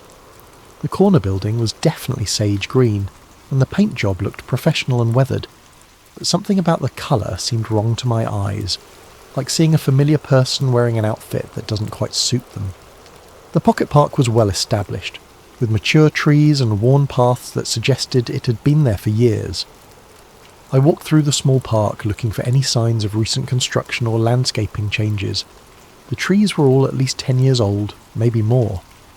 The memorial plaque near the entrance was dated 2009, dedicating the space to the Miller Avenue Community Garden Preservation Society. But I could swear I remembered a different garden in this exact spot. A smaller space with raised vegetable beds and a chain-link fence, not this manicured little park with its neat flower borders and decorative benches. As I stood there in the evening light, a woman walked by walking her dog. She was middle-aged, looked like she lived in the neighbourhood. "Excuse me," I called out. "I'm sorry to bother you, but I'm trying to settle a bet with a friend. Do you happen to know if this street used to be called something else?" She stopped and looked at me suspiciously. "Miller Avenue?" "No, it's always been Miller Avenue. My grandmother lived on this street in the 1940s. Family's been here for generations." "What about this park? Has it always been here?" Now she looked at me like I might be mentally unstable. "The Miller Community Park?" "Of course it's always been here. Are you from the area?" "I thought I was," I said. "Thanks anyway." As I walked back to my car, I noticed something that made me freeze in place. Across the street, leaning against a lamppost, was a man in a dark jacket who seemed to be watching me. When I looked directly at him, he turned away and started walking in the opposite direction. Maybe it was paranoia, but something about his posture had suggested he'd been observing me for a while. I got in my car and drove home, checking my rearview mirror more frequently than usual. I didn't see the man again, but I couldn't shake the feeling that my questions about Warren Street had attracted unwanted attention. That night I started keeping a notebook by my bed. I wrote down everything I could remember about Warren Street, the colour of buildings, the storefronts, the layout of the street. If my own maps couldn't be trusted to stay consistent, at least I could document what I remembered while the memories were still clear. I had no way of knowing it then, but that notebook would become my only anchor to reality in the days to come. 3 days later, I decided to do a systematic survey of the university district. If Warren Street could disappear and be replaced by Miller Avenue, what else might have changed? I armed myself with my notebook and drove to the area in the late afternoon when the lighting was good for observation. I started at the corner of University and Miller, the intersection I thought I knew so well. The first thing I noticed was the mural on the side wall of the Riverside Grocery Building. I had admired that mural dozens of times while waiting at the traffic light. It depicted a World War II soldier in uniform saluting against a backdrop of an American flag. The plaque at the bottom read, "In honour of local veterans, painted by Lincoln High School Art Class 2017. But the face was wrong.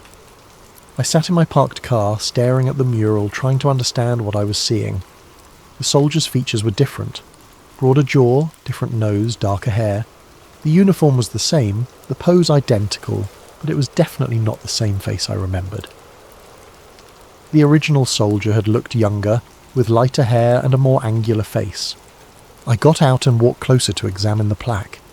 The bronze was weathered in a way that suggested it had been there for years. There was no sign of the recent replacement or alteration. According to this plaque, Lincoln High School's art class had painted this specific mural in 2017, and I was sure I had been seeing it regularly since at least 2019. I took several photos of the mural and made detailed notes about the differences I remembered. The next stop was Murphy's Diner, 3 blocks down Miller Avenue. I had eaten there probably 20 times over the past 2 years. Decent coffee, good breakfast, friendly staff who knew the night shift workers in the area. The neon sign in the window had always been slightly crooked, and the owner, an elderly man named Murphy, always wore the same green apron. But Murphy's Diner was gone. In its place stood Riverside Pharmacy, with a crisp new sign and a bright, sterile interior visible through large windows. The building was the same shape and size, but everything else had changed. Where Murphy's had been painted a warm yellow, the pharmacy was stark white. Where there had been a small parking lot, there was now a landscaped area with modern benches. I went inside, hoping to find someone who could tell me about the previous business. "Excuse me," I said to the pharmacist, a woman in her 40s with greying hair. "I'm new to the area, and I was wondering what used to be in this building before the pharmacy." She looked puzzled. "This has always been Riverside Pharmacy.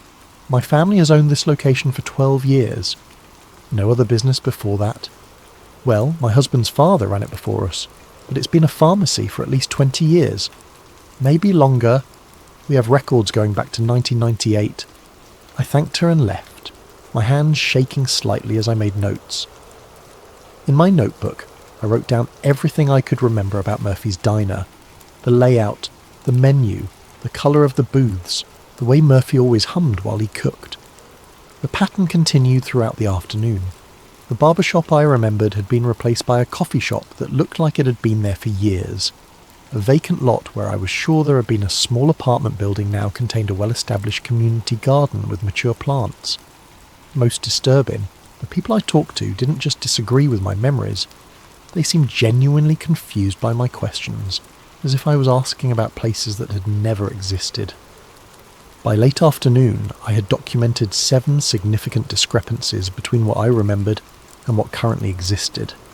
In each case, the current version looked authentic and established, not like recent changes or replacements. I decided to try a different approach. There was a used bookstore on Oak Street that specialised in local history and ephemera. If changes had been made to the neighbourhood, there might be some record of what had been there before. Paperback Paradise was exactly as I remembered it.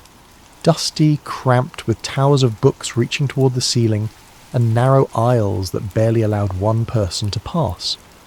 The owner, an elderly woman named Mrs. Henderson, was sorting through a box of old magazines behind the counter. "I'm looking for anything about the University District," I told her. "Old photos, newspapers, anything that might show what the neighbourhood looked like in the past few years. Any particular time period? Actually, I'm most interested in very recent history, like 2019 to now. I'm trying to track some changes in the area." She directed me to a section near the back where she kept local newspapers and university publications. I spent an hour going through issues of the student newspaper, looking for any mention of Murphy's Diner, Warren Street, or the other places I remembered. In a stack of community newsletters from 2020, I found something that made my pulse quicken. There was a small classified ad that read, "Murphy's Diner closing after 15 years. Thanks to all our loyal customers. Final day, March 15th, 2020. I stared at the ad, reading it over and over.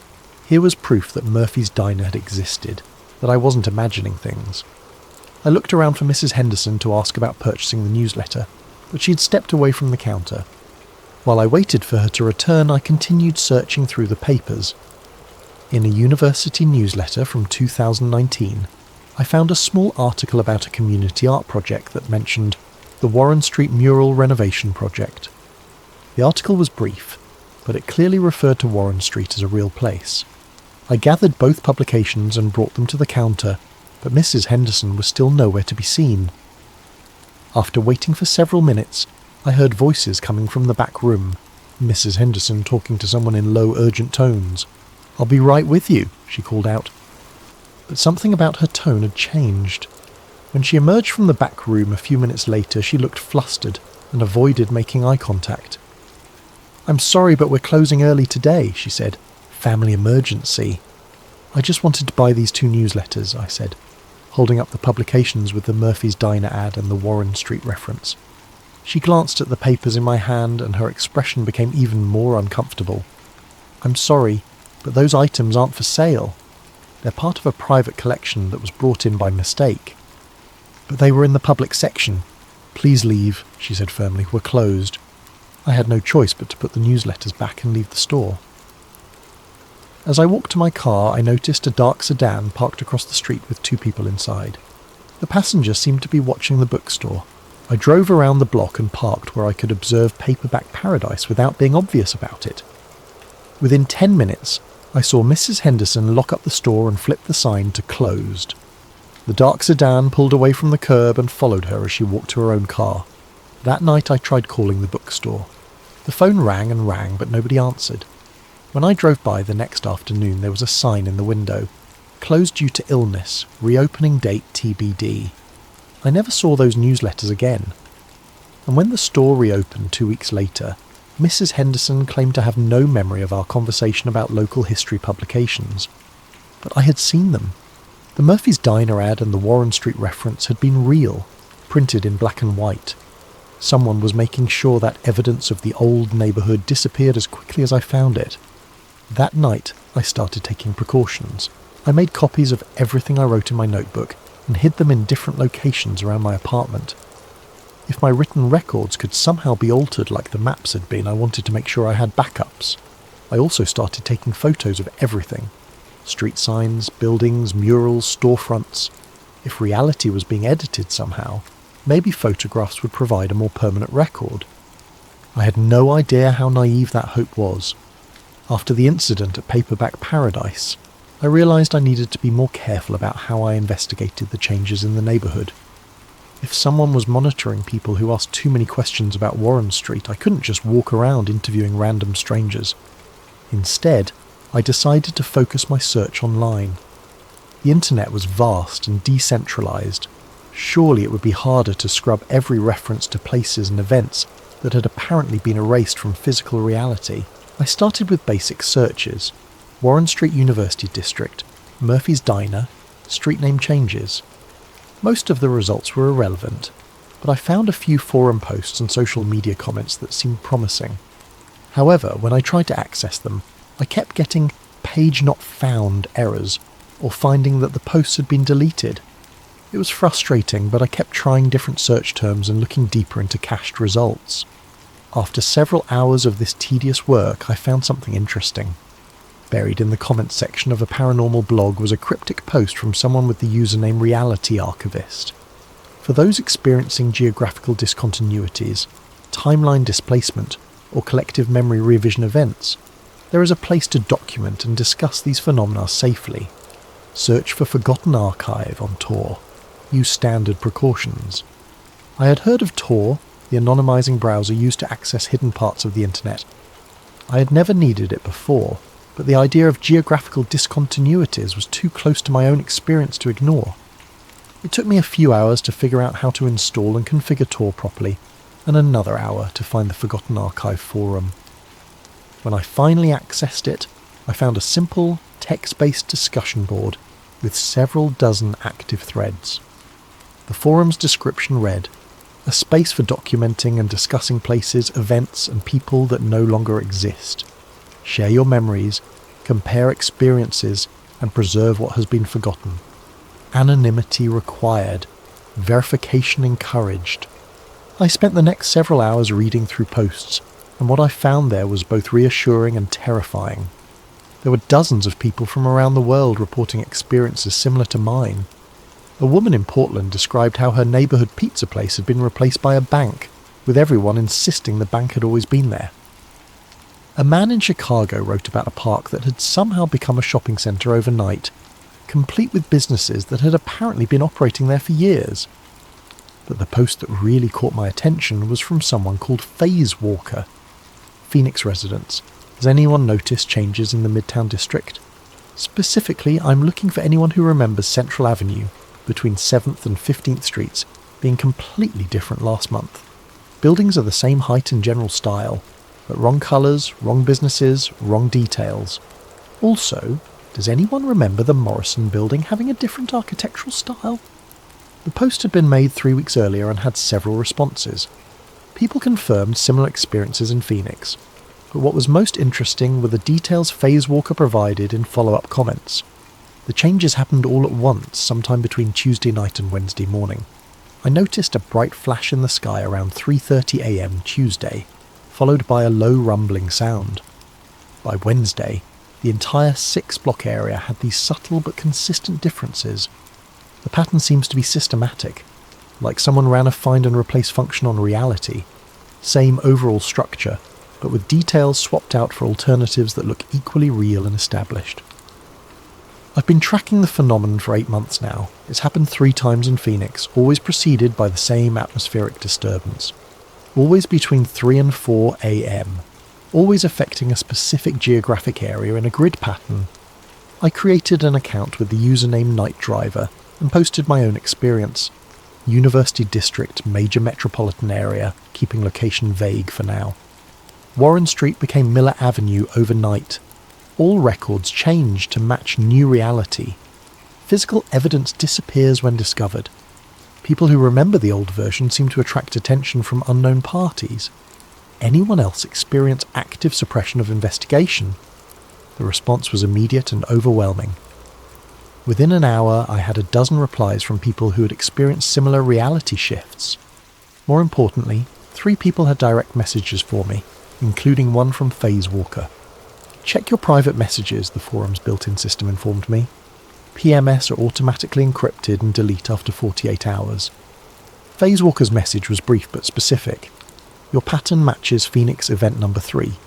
Grid-based replacement, systematic documentation destruction, observer monitoring, need to talk. Same time tomorrow in encrypted chat room number 7734. The second message was from someone called Temporal Witness. If you're experiencing active suppression, you're past the point of casual observation. They know you remember. Be careful what you search for online from now on. The third was from Grid Theory. The university district changes you describe match predicted coordinates from the projection model. If you're willing to help with documentation, there may be a way to predict the next event. I spent the rest of the night reading everything I could find on the forum. The more I read, the more convinced I became that what I was experiencing wasn't unique or isolated. There was a pattern here, a systematic process of reality alteration that was affecting people around the world. The forum users had developed their own terminology and theories of reality shifts, sudden changes to physical locations that appeared to have always been that way, memory islands.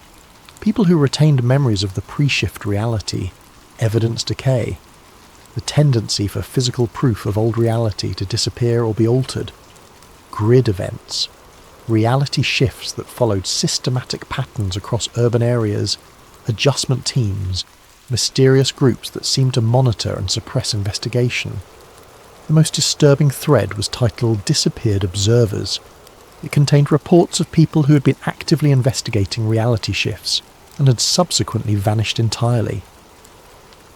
In some cases, family members and friends claim no memory of the missing person ever existing. One post from Archive Keeper read, Toronto Mapper has been offline for 3 weeks, checked with contacts in the city. No record of anyone by his real name at his last known address. Employer claims no one by that name ever worked there. His entire identity appears to have been edited out of the system. I closed the laptop and sat in my dark living room trying to process what I had learned. If the forum users were right, I wasn't just dealing with some local phenomenon or personal delusion. I was apparently part of a global pattern of reality manipulation that someone was going to great lengths to hide. And if the forum was correct about adjustment teams and people who asked too many questions, I was already in more danger than I had realised. The next evening I logged into encrypted chat room number 7734 to meet Phase Walker. What I learned there would change everything I thought I knew about the nature of reality itself. The encrypted chat with Phase Walker was scheduled for 11 p.m, but I logged in an hour early to get familiar with the interface. The chat room was completely anonymous. No usernames displayed, just randomised ED numbers that changed every few minutes. At exactly 11 p.m, a message appeared.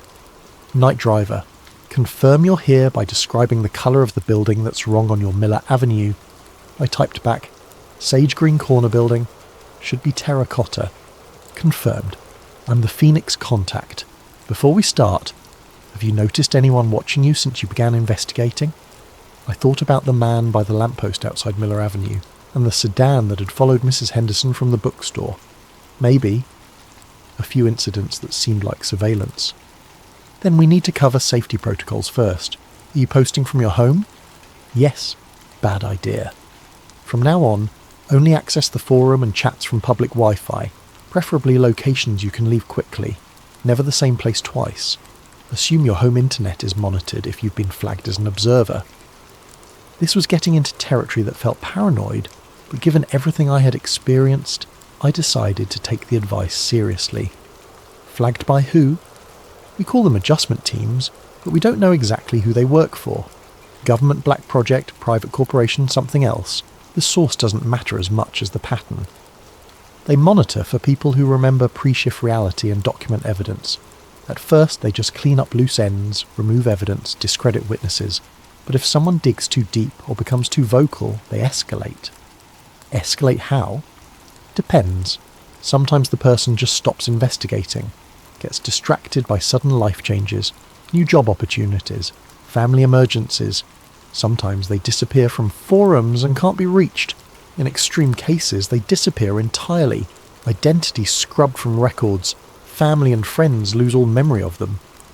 The implications of that made me feel sick. You're saying they can edit people out of existence? We think so.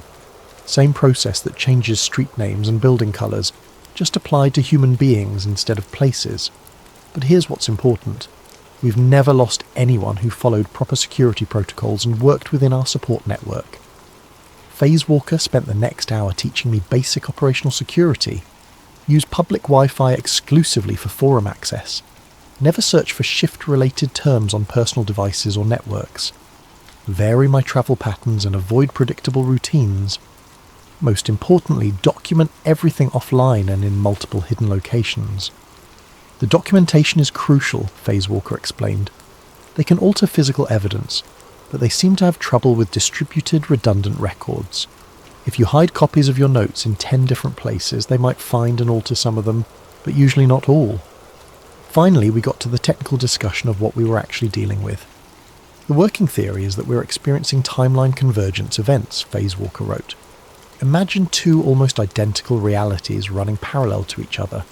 Same basic structure, same historical events, but small differences in details, street names, building colours, business locations, individual faces.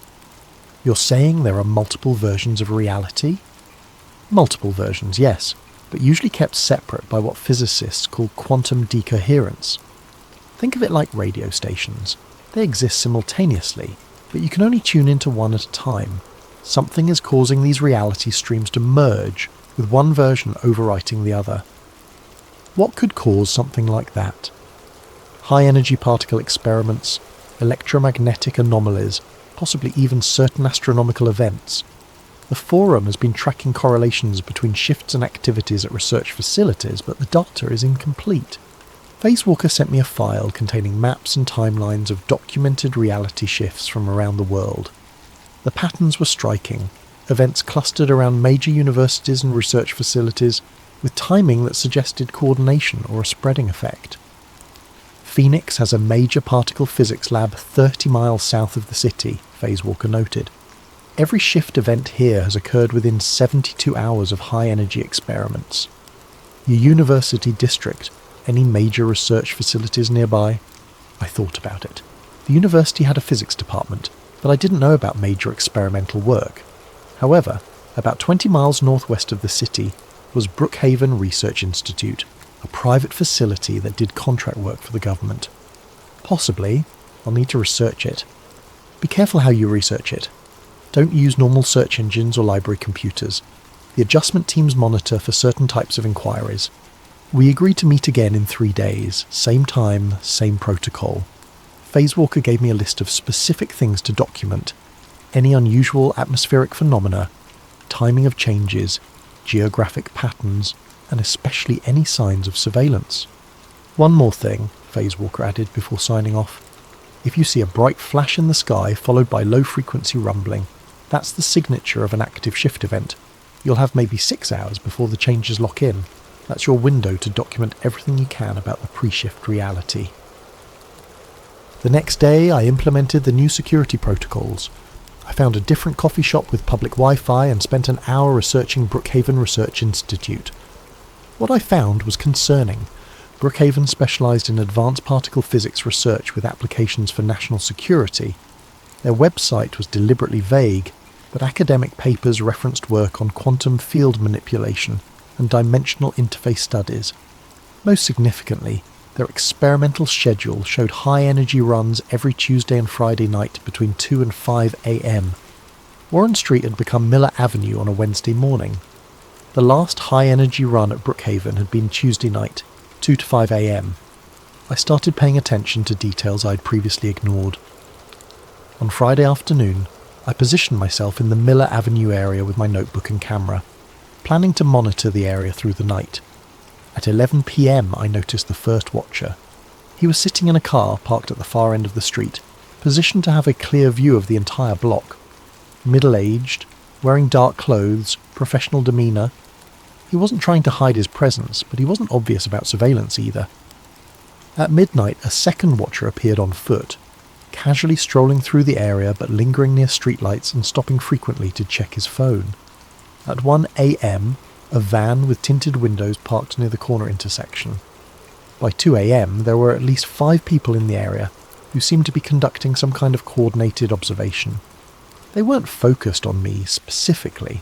They seemed to be monitoring the entire neighbourhood. At 3:17 a.m, I saw the flash. It started as a bright point of light in the northwestern sky, roughly in the direction of Brookhaven Research Institute. The light expanded rapidly, not like an explosion, but more like a ripple spreading across the sky. For about 3 seconds, the entire northwestern horizon was illuminated with an eerie blue-white glow. Then came the sound, a deep thrumming rumble that seemed to come from underground rather than the sky.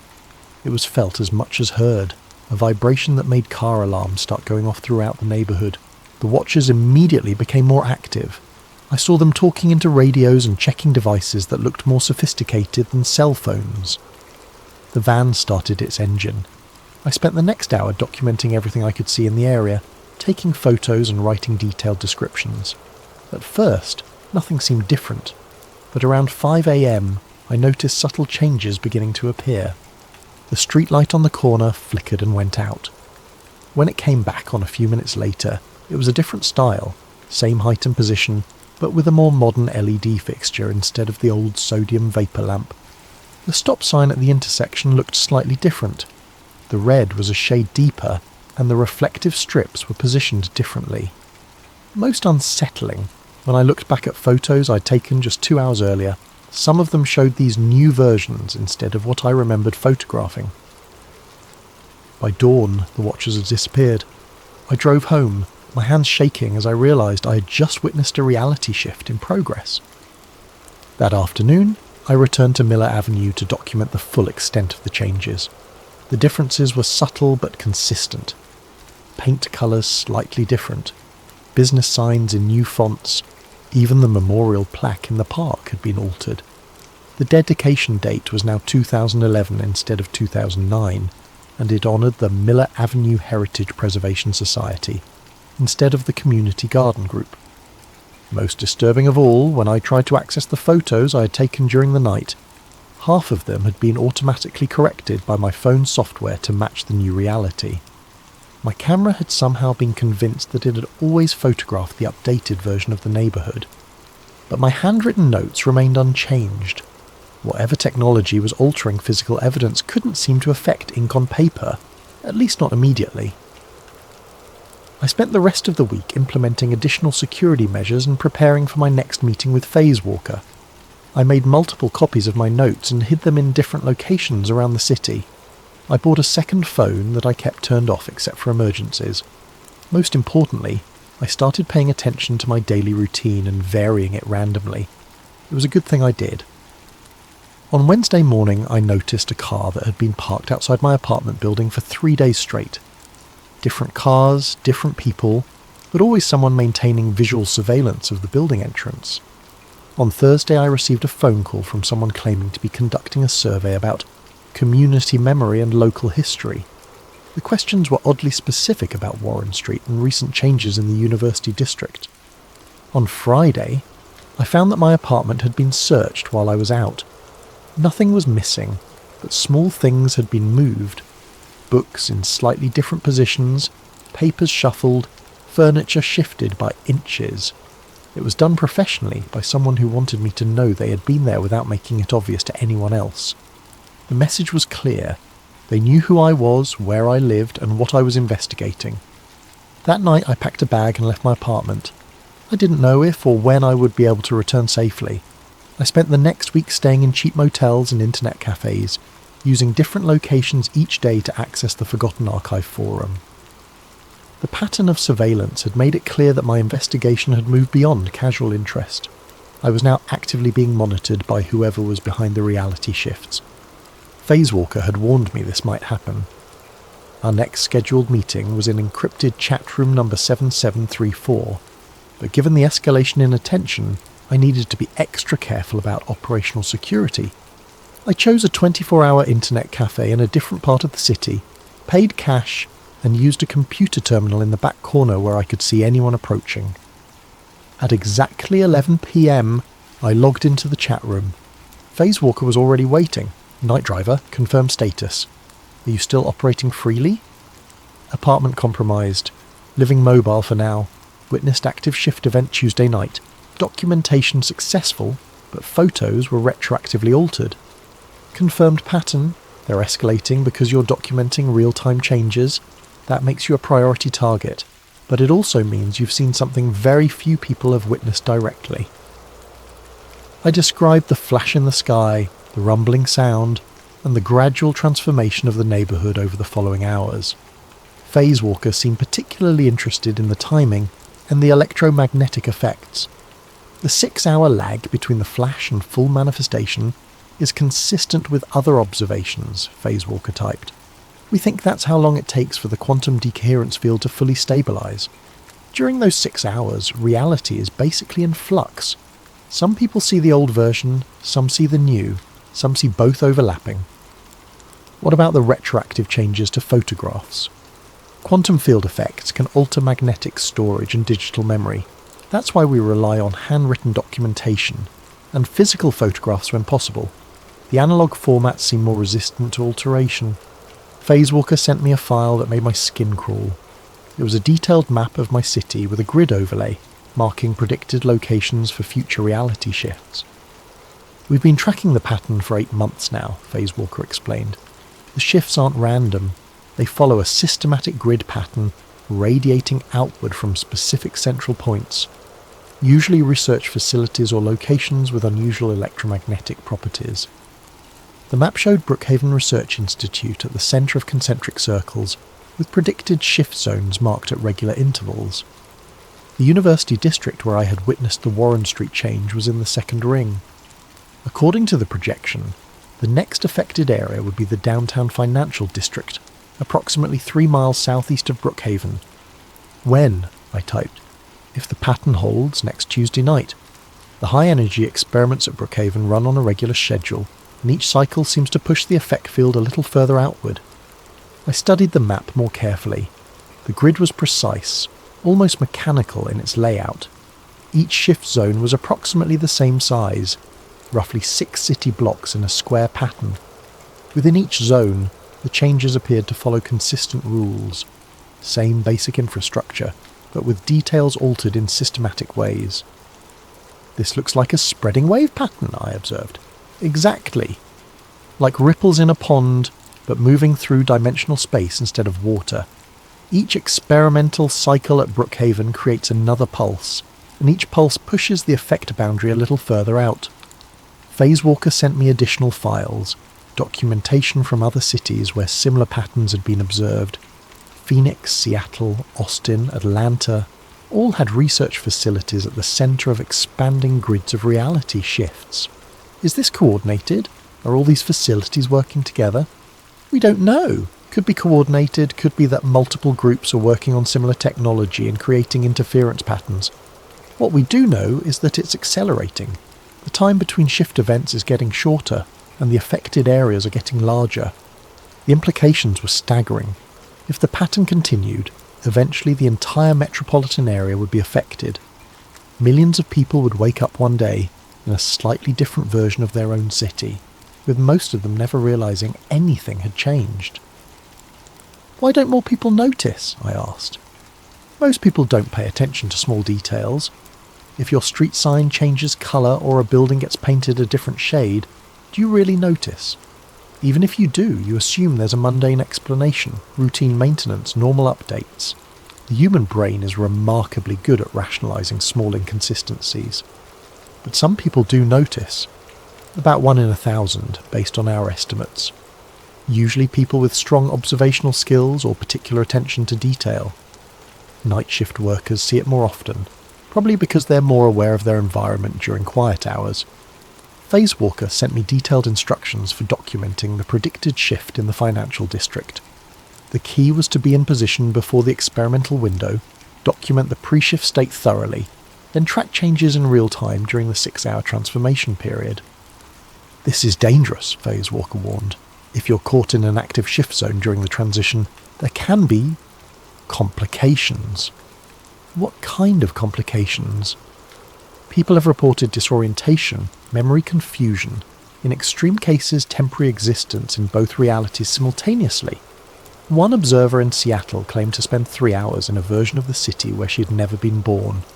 She could see her apartment, but strangers were living there, and no one recognised her name. I closed my eyes, trying to imagine what that would feel like, being erased from your own life, even temporarily. There's something else, Phasewalker continued. The forum has been tracking missing persons reports in areas that have experienced multiple shift events. The numbers are statistically significant. People don't just disappear from records, they disappear from reality entirely. How many people? Hard to get exact numbers because of the nature of the disappearances, but we estimate between 50 and 100 people nationwide over the past year. All of them were either active observers or people who had been asking questions about reality shifts. I thought about the disappeared observers thread on the forum and the reports of people who had simply stopped existing. If Phasewalker was right, I was not just investigating a strange phenomenon, I was documenting what amounted to a systematic alteration of reality that was claiming human casualties. Why are you telling me this? Wouldn't it be safer for me to just stop investigating? Because stopping doesn't seem to protect people once they've been flagged, and because we need documentation of real-time shifts if we're ever going to understand how to stop this process. Stop it? You think it can be stopped? We have to believe it can be, because if it can't, eventually there won't be anyone left who remembers what the world was supposed to look like. We arranged to meet again after the predicted financial district shift. Phasewalker would monitor from Phoenix while I documented locally, and we would compare observations to refine the prediction model. Before signing off, Phasewalker gave me one final piece of advice. If you're going to do this, you need to accept that you might not be able to return to your normal life. Once you've seen reality change in real time, once you've documented evidence of systematic alteration, you become part of a very small group of people who know what's really happening. That knowledge comes with a price. I logged off and sat in the internet cafe for a long time, staring at the map of predicted shift zones. My apartment was in the 5th ring out from Brookhaven. If the pattern continued, my own neighbourhood would be affected within a few months. I could try to return to my normal life, pretend I'd never noticed anything unusual, hope that ignorance would protect me. But I had already seen too much, asked too many questions, attracted too much attention, and somewhere in the back of my mind a terrible thought was forming. What if this had happened before? What if the reality I thought of as normal was actually the result of previous shift events, and I was just now becoming aware of an ongoing process that had been altering the world for years? What if the life I remembered was already gone, and I was just a memory island floating in someone else's version of reality? The financial district shift was scheduled for Tuesday night, but on Monday afternoon I received an encrypted message through the forum's private messaging system. It wasn't from Phase Walker. The sender was identified as Dr_Cassandra_Mills, with a verification code I didn't recognise. Night Driver, I know you don't know me, but I've been following your documentation work through mutual contacts. I have information about the source of the reality shifts that could help your investigation. If you're willing to meet in person, I can explain what's really happening and why. I understand the risks of face-to-face contact, but some things can't be communicated safely through digital channels. The message included detailed instructions for a meeting location, a 24-hour diner in an industrial area about 15 miles from downtown, and specific security protocols. The sender claimed to be a former researcher at Brookhaven Institute who had left the project after discovering the true scope of what they were attempting. Every instinct told me this was dangerous. Phase Walker had warned me about trusting unknown contacts, and meeting someone in person violated every security protocol I had learned. But the possibility of getting inside information about Brookhaven was too valuable to ignore. I spent Monday night researching the meeting location and planning multiple escape routes. The diner was isolated but had good visibility in all directions. There were several ways to approach and leave the area without being trapped. Most importantly, it was far enough from Brookhaven that it shouldn't be affected by Tuesday night's predicted shift event. At 2 a.m. Tuesday morning, I drove to the meeting location. The diner was exactly as described. A classic 1950s-style establishment that looked like it catered to truck drivers and late-shift workers. I arrived 30 minutes early and positioned myself at a corner booth where I could watch both the entrance and the parking lot. At exactly 2:30 a.m, a woman in her 40s entered the diner. She was tall, with greying brown hair and the kind of intense, intelligent eyes that suggested an academic background. She looked around the restaurant carefully before approaching my table. "You must be the rideshare driver," she said quietly. "I'm Cassandra Mills. Thank you for coming." She sat across from me and immediately began speaking in low, urgent tones. "I need to start by telling you that everything you've observed is real, but it's not what you think it is. The reality shifts aren't accidental side effects of particle physics experiments. They're the entire point of the project." "What do you mean?" "Brookhaven Institute isn't conducting pure research. They're working on a contract for a consortium of government agencies and private organisations. The goal is to develop technology for what they call reality optimization." The phrase sent a chill down my spine. Reality optimization? Think of it as editing history on a small scale. Imagine being able to change inconvenient facts, remove evidence of mistakes, alter public memory of events. The applications for intelligence agencies and corporations are obvious. She pulled out a tablet and showed me documents that looked like technical specifications and project timelines. I couldn't verify their authenticity, but the level of detail was impressive. "The technology works by manipulating quantum decoherence fields," she explained. "In simple terms, we're forcing reality to choose between multiple possible versions of the same location or event. The version that gets selected depends on parameters we input into the quantum field generator." "You're saying this is deliberate?" "Someone is choosing what changes." "Exactly. Each experimental run at Brookhaven isn't testing the technology, it's implementing specific changes requested by clients. Warren Street became Miller Avenue because someone wanted that change made. But why? What's the point of changing a random street name? It's not random. Every change serves a purpose, usually to alter or obscure some piece of evidence or memory. Maybe there was a crime on Warren Street that someone wanted forgotten. Maybe a business or political deal that needed to be erased from public record. The street name change forces all the associated records and memories to be updated." She showed me more documents, project files with client codes and change specifications. I saw references to memory revision protocols and evidence nullification procedures. "The process has limitations," Cassandra continued. "It can only alter small areas at a time, and it works best on details that people don't pay close attention to. But the technology is improving rapidly. Early tests could only change things like paint colours and sign fonts. Now they can alter entire buildings and create false histories going back decades. What about the people who remember the original versions? Most people's memories are automatically adjusted along with the physical changes, but about 1 in 1,000 individuals seem to be resistant to the memory revision effect.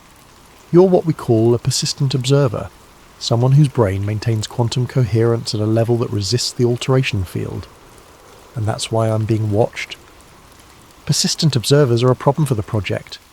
If too many people notice the changes and start comparing notes, it could expose the entire operation. So there are protocols for dealing with observers: surveillance, evidence removal, and if necessary, more direct intervention. Direct intervention? Cassandra's expression became grim. The same technology that can edit buildings out of reality can be applied to people. Remove someone from the quantum field entirely, and it's as if they never existed. No body, no crime scene, no investigation, because no one remembers there was ever a person to disappear. The implications hit me like a physical blow. How many people? I don't have exact numbers, but I know it's been used at least a dozen times since the project became operational, always on persistent observers who are getting too close to the truth. Why are you telling me this? Why risk meeting me? Because I helped design this technology, and I need to live with what it's being used for. When I agreed to work on quantum field manipulation, I thought we were developing tools for scientific research. I didn't know it would be used to erase people from existence. She handed me a small device that looked like a modified smartphone. This is a quantum field detector. It can sense reality distortions up to 6 hours before they manifest. It will also alert you if you're being targeted for direct intervention. Targeted how? If someone initiates an erasure protocol on you, the device will give you approximately 30 minutes warning. That's how long it takes to calibrate the field for a specific target. It might be enough time to get out of range. Out of range of what? The erasure field has a limited radius, about 2 miles from the generation source. If you can get outside that perimeter before the protocol completes, you should be safe. I looked at the device, trying to understand what she was telling me. You're saying if I stay more than 2 miles away from Brookhaven, they can't erase me? From the main facility, yes, but they have mobile units for field work, smaller generators that can be deployed anywhere, with a range of about half a mile. How do I know if a mobile unit is targeting me? The detector will show you the direction and approximate distance to any active quantum field source. If you see a mobile signature approaching your location, you need to move immediately. Cassandra glanced at her watch. I have to go. The financial district shift is scheduled to begin in 4 hours, and I need to be somewhere with an alibi when it happens. Wait, you said each change serves a specific purpose. What's being hidden in the financial district? I don't know the details, but the client code suggests it's related to banking records, probably erasing evidence of some financial irregularity or illegal transaction. After tonight, certain buildings, businesses, or records will no longer exist, and no one will remember they ever did. She stood up to leave, then turned back one more time. One more thing. The project is expanding rapidly. The current schedule has shift events planned for 3 more cities this month, and the frequency is increasing. They're not just hiding individual crimes or mistakes anymore. I think they're preparing for something much larger. Like what? Like editing recent history on a massive scale. Think about what you could accomplish if you could make entire events disappear from public memory. Elections, scandals, wars, anything that someone wanted to undo. After she left, I sat in the diner for another hour, trying to process what I had learned. If Cassandra was telling the truth, I wasn't just investigating a strange phenomenon, I was documenting a secret war against reality itself. The quantum field detector remained silent until I started driving back toward the city. Then, at 6:47 a.m., it began beeping softly.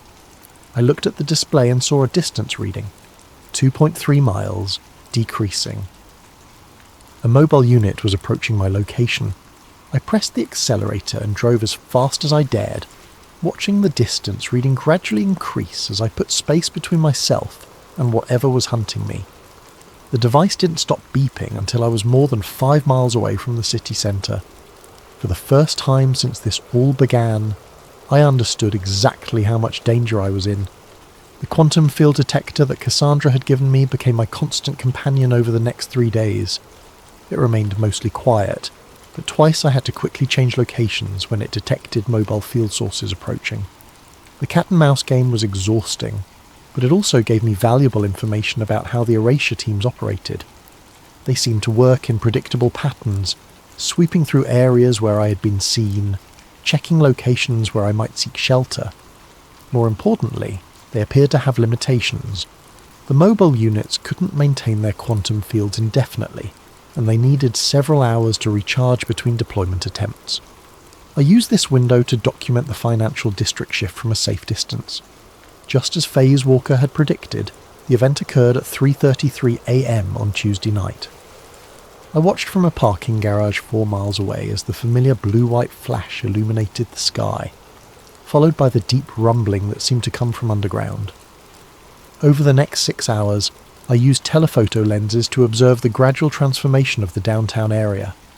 Buildings shifted colour, signs changed fonts, and at least one entire block seemed to be restructured with different architectural styles.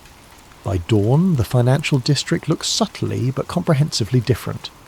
More disturbing, when I checked news websites and social media the next day, I found reports of a minor earthquake that had supposedly occurred at the same time as the flash. Seismologists were quoted as saying it was a rare but harmless tectonic adjustment. The official narrative was already being established to explain away what people had observed. On Thursday afternoon, the quantum field detector started behaving erratically. Instead of the steady readings I had grown accustomed to, it began showing multiple field sources scattered throughout the city. The display looked like a radar screen during a storm, dozens of mobile signals moving in coordinated patterns. I realised they weren't hunting me individually anymore. They were conducting a systematic sweep of the entire metropolitan area. That evening I received one final message through the forum's encrypted system. It was from Phase Walker. Major escalation detected in multiple cities. Grid pattern acceleration confirmed. They're moving to Phase 2. Final convergence predicted for your location. Saturday night, 3:33 a.m. This is not a normal shift event. Recommend immediate evacuation beyond 50-mile radius. I tried to respond, but the forum was no longer accessible. When I attempted to reach any of the Forgotten Archive servers, I received only error messages. It was as if the entire network had been taken offline. The quantum field detector showed the reason why. Field sources were now active at locations throughout the city, including several positions that surrounded the internet cafe, where I was trying to access the forum. They weren't just hunting persistent observers anymore, they were systematically suppressing all communication channels that could be used to coordinate resistance. I spent Thursday night driving aimlessly through the outer suburbs, staying ahead of the mobile units while trying to understand what final convergence might mean. The detector showed an increasingly dense network of field sources, all of them moving in perfect coordination towards some kind of centralized pattern. By Friday morning I understood what they were planning. Instead of the usual isolated shift affecting a few city blocks, they were preparing to alter the entire metropolitan area simultaneously. Every mobile unit, every field generator, every piece of quantum manipulation technology they had was being positioned for a coordinated reality revision on a scale I had never imagined possible. But what were they trying to hide that would require editing an entire city? The answer came to me while I was studying a map of the field source positions. The pattern wasn't random. The mobile units were positioned at specific locations throughout the city, locations that corresponded to government buildings, research facilities, major corporate headquarters, and media centres. They weren't hiding evidence of individual crimes. They were preparing to erase something that had left traces throughout the entire power structure of the city. Something big enough that removing all evidence of it required changing the reality of 3 million people simultaneously. Friday night, I positioned myself on a hilltop 20 miles outside the city limits, well beyond the range of any quantum field technology I knew about. The detector showed the massive build-up of field sources throughout the metropolitan area, all synchronized for simultaneous activation. At exactly 3:33 a.m. on Saturday, the sky above the city exploded with light. It wasn't the localized flash I had seen during previous shift events. the entire horizon lit up with brilliant blue-white radiance that lasted for nearly 30 seconds. The rumbling that followed was so intense I could feel it through the ground, even at my distance. Then, as I watched through binoculars, the city began to change. Not gradually as I had observed before, but rapidly and comprehensively. Buildings flickered between different versions of themselves. Entire blocks shifted layout and architectural style. The skyline itself was being rewritten in real time, but something went wrong. About 10 minutes into the process, the light began to flicker irregularly. The smooth transformation became chaotic, with buildings and streets oscillating between multiple possible versions. The quantum field detector was screaming with alarms as it registered massive instabilities in the reality distortion grid. Through my binoculars, I could see people in the streets, wandering in obvious confusion. Some appeared to be experiencing multiple overlapping realities simultaneously, stopping and starting as they navigated spaces that were changing around them faster than their minds could process. At 4:15 a.m. there was a final blinding flash, followed by complete darkness. When my vision cleared, the city looked normal again, but not the same normal I remembered. The skyline was subtly different. Buildings I had known for years were gone, replaced by structures in completely different architectural styles. The highway system had been rerouted. Even the geographical features looked wrong. Hills in different positions, the river following a slightly altered course. I tried to use my phone to call someone, anyone, to see if they remembered the old version of the city. But when I checked my contacts list, it was empty. When I tried to dial my sister's number from memory, the recording said it had never been assigned. Worse, when I checked my driver's license, my own name was spelled differently. Not dramatically, just one letter changed, but enough to make me question my own identity. I drove back toward what used to be my neighbourhood, but the streets were laid out differently. Where my apartment building should have been, there was a small park with a memorial plaque dated 1987, dedicating the space to those lost in the Great Reconstruction. I found a motel and spent the next several hours trying to access any information about what the city had been like before the final convergence. Every internet search, every historical record, every photograph showed the new version, as if it had always existed. The quantum field detector had gone silent. When I examined it more closely, I realised it was no longer functional. The massive field convergence had apparently burned out its sensors. On Sunday morning, I drove to where Brookhaven Research Institute should have been. I found an empty field with a historical marker indicating that the land had been preserved as a natural habitat since 1962. There was no sign that any research facility had ever existed there. I tried calling the number Cassandra had given me for emergency contact. The line was disconnected. When I searched for any record of Dr. Cassandra Mills, I found nothing. No employment history, no academic publications, no evidence that she had ever existed. By Sunday evening, I realised the terrible scope of what had happened. They hadn't just hidden evidence of some scandal or crime.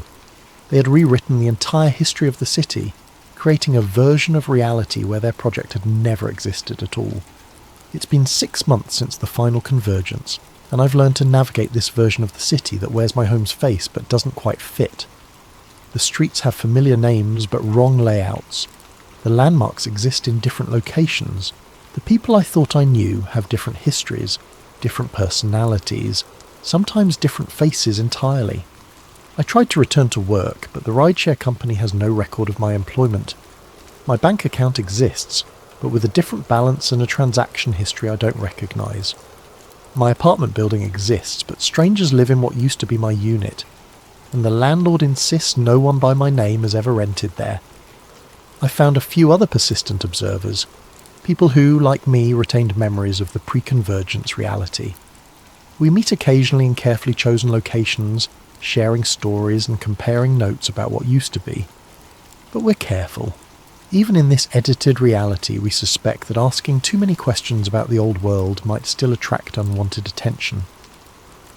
The Forgotten Archive forum is gone completely, not just offline, but removed from internet history as if it never existed. The search terms that used to lead to discussions of reality shifts, now produce only academic papers about memory disorders and psychological delusions. I've tried to document what I remember of the original reality, writing everything down in multiple notebooks that I hide in different locations. But sometimes, when I check on them, I find that my own handwriting has changed subtly. Words altered, details modified, as if the editing process is still ongoing even now. The quantum field detector sits on my desk, permanently dead. Sometimes I wonder if Cassandra Mills was real, or if she was just another persistent observer like me who got erased when they cleaned up the loose ends. Maybe our entire conversation was a dream, or a hallucination brought on by exposure to reality distortion fields. But I don't think so. I remember her face too clearly, remember the weight of the device when she handed it to me, remember the specific technical details she shared about the quantum field technology. I think she was real, and I think she sacrificed herself to give me a warning that I couldn't fully understand until it was too late. Yesterday I drove to the hilltop where I watched the final convergence. There's a scenic overlook there now, with a plaque commemorating the site as a natural viewing area preserved since 1923. But when I stood in the exact spot where I had witnessed the city being rewritten, I could swear I saw something that shouldn't have been there. For just a moment, in the corner of my vision, the skyline flickered. For less than a second, I saw the old version of the city, the buildings I remembered, the highway system I had driven for years, the landscape that matched my mental map of home. Then it was gone, and I was looking at this new version that everyone else believes has always been there. I don't know if what I saw was real or just my mind's desperate attempt to hold on to memories that are being systematically erased. But it gives me hope that somewhere, somehow, the original reality still exists. Maybe that's all I can do now, remember what was, and hope that memory itself is enough to keep the truth alive, even in a world that's been edited to deny it ever existed. I think Warren Street was just the first stitch to tear. Whatever world I came from, it's gone, and this one doesn't want me here. But I'm still here anyway, carrying the ghost of a reality that only a few dozen people remember. And as long as we remember, maybe it's not entirely lost. Maybe remembering is enough. Maybe remembering is all we have left.